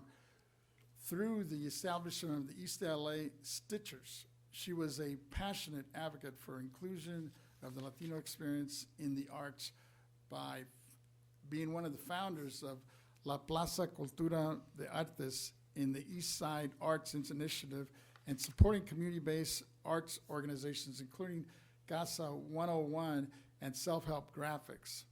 Gloria Molina spent her career working to ensure her constituents and Latinos across America saw that her needs, concerns, and priorities were addressed. She will be remembered as a community champion who paved the way for women interested in public service and leadership in the United States. Her legacy will live on through her significant policy triumphs and impacts communities and engagement. Next, I'd like to also recognize Jim Brown, who died on May 18th at the age of 87. He was widely regarded as a pro football greatest running back, but was also known for his second career as an actor and activist on civil rights movements. Brown played 9 seasons for the Cleveland Browns and rushed for 12,312 yards and 106 touchdowns, the 11th and 6th most in the NFL history, respectively. He was a 9-time Pro Bowl selection, 3-time MVP, and was named one of the Pro Bowl football 100's greatest players. He led the Browns to the 1964 NFL title and was named the NFL Annual League Rushing Title Award as the Jim Brown Award. Even Brown's impressive lifetime numbers on what they call the Gregorian did fully reflect the NFL career, which he cut short to pursue a second career in Hollywood, which has many acting credits, more than 30 movies. As an activist, Brown was a fighter for poor minorities, adorning gang violence that had taken over and adopted the Los Angeles area. He worked tirelessly with many of the folks, especially in the downtown LA area, to redirect many of those youth into a more positive lifestyle. In the 1950s, as the civil rights movement was growing, he regularly spoke out as an advocate for civil rights. Brown was one of the few athletes using his platform to speak out on racial issues and pushing for equity. In June of 1967, Brown organized the Cleveland Summit in support of Muhammad Ali, who refused to be drafted as part of the Vietnam War. Other famous black athletes attended, including Kareem Abdul-Jabbar and few others that were around at that time. And it's my honor, and I'd like to adjourn our meeting under those two individuals who I had the opportunity to meet both at different times in their careers, and both of them were just very giving to our communities. And it's sad to see, but we lost them both in this month of May. So moved. Is there any other adjournments that people want to include? Yes, Member Gaines. If I could just briefly recognize the passing of Tim Keller, who was a New York City pastor who ministered to young urban professionals, and in the process became a leading example for how a winsome Christian witness could win a hearing for the gospel even in unlikely places. He was 72 years old. He's written some wonderful books that are very thought-provoking, and just wanted to recognize him. So thank you. Thank you. And also, as we break, this weekend is also Memorial Day, the observance. So I think it's also fitting that we also adjourn in memory of many of those folks that fought in the wars on our behalf to maintain the freedom that we do have in the United States. And I'd like to also mention that and adjourn in their honor as well. With that, if there's no others or comments or closing remarks, we would officially adjourn this meeting at 4:20. And our next meeting will be June, I believe it's the 27th. Is that correct? 27th, 28th. Well, 27th. Thank you all, and we stand adjourned. Thank you.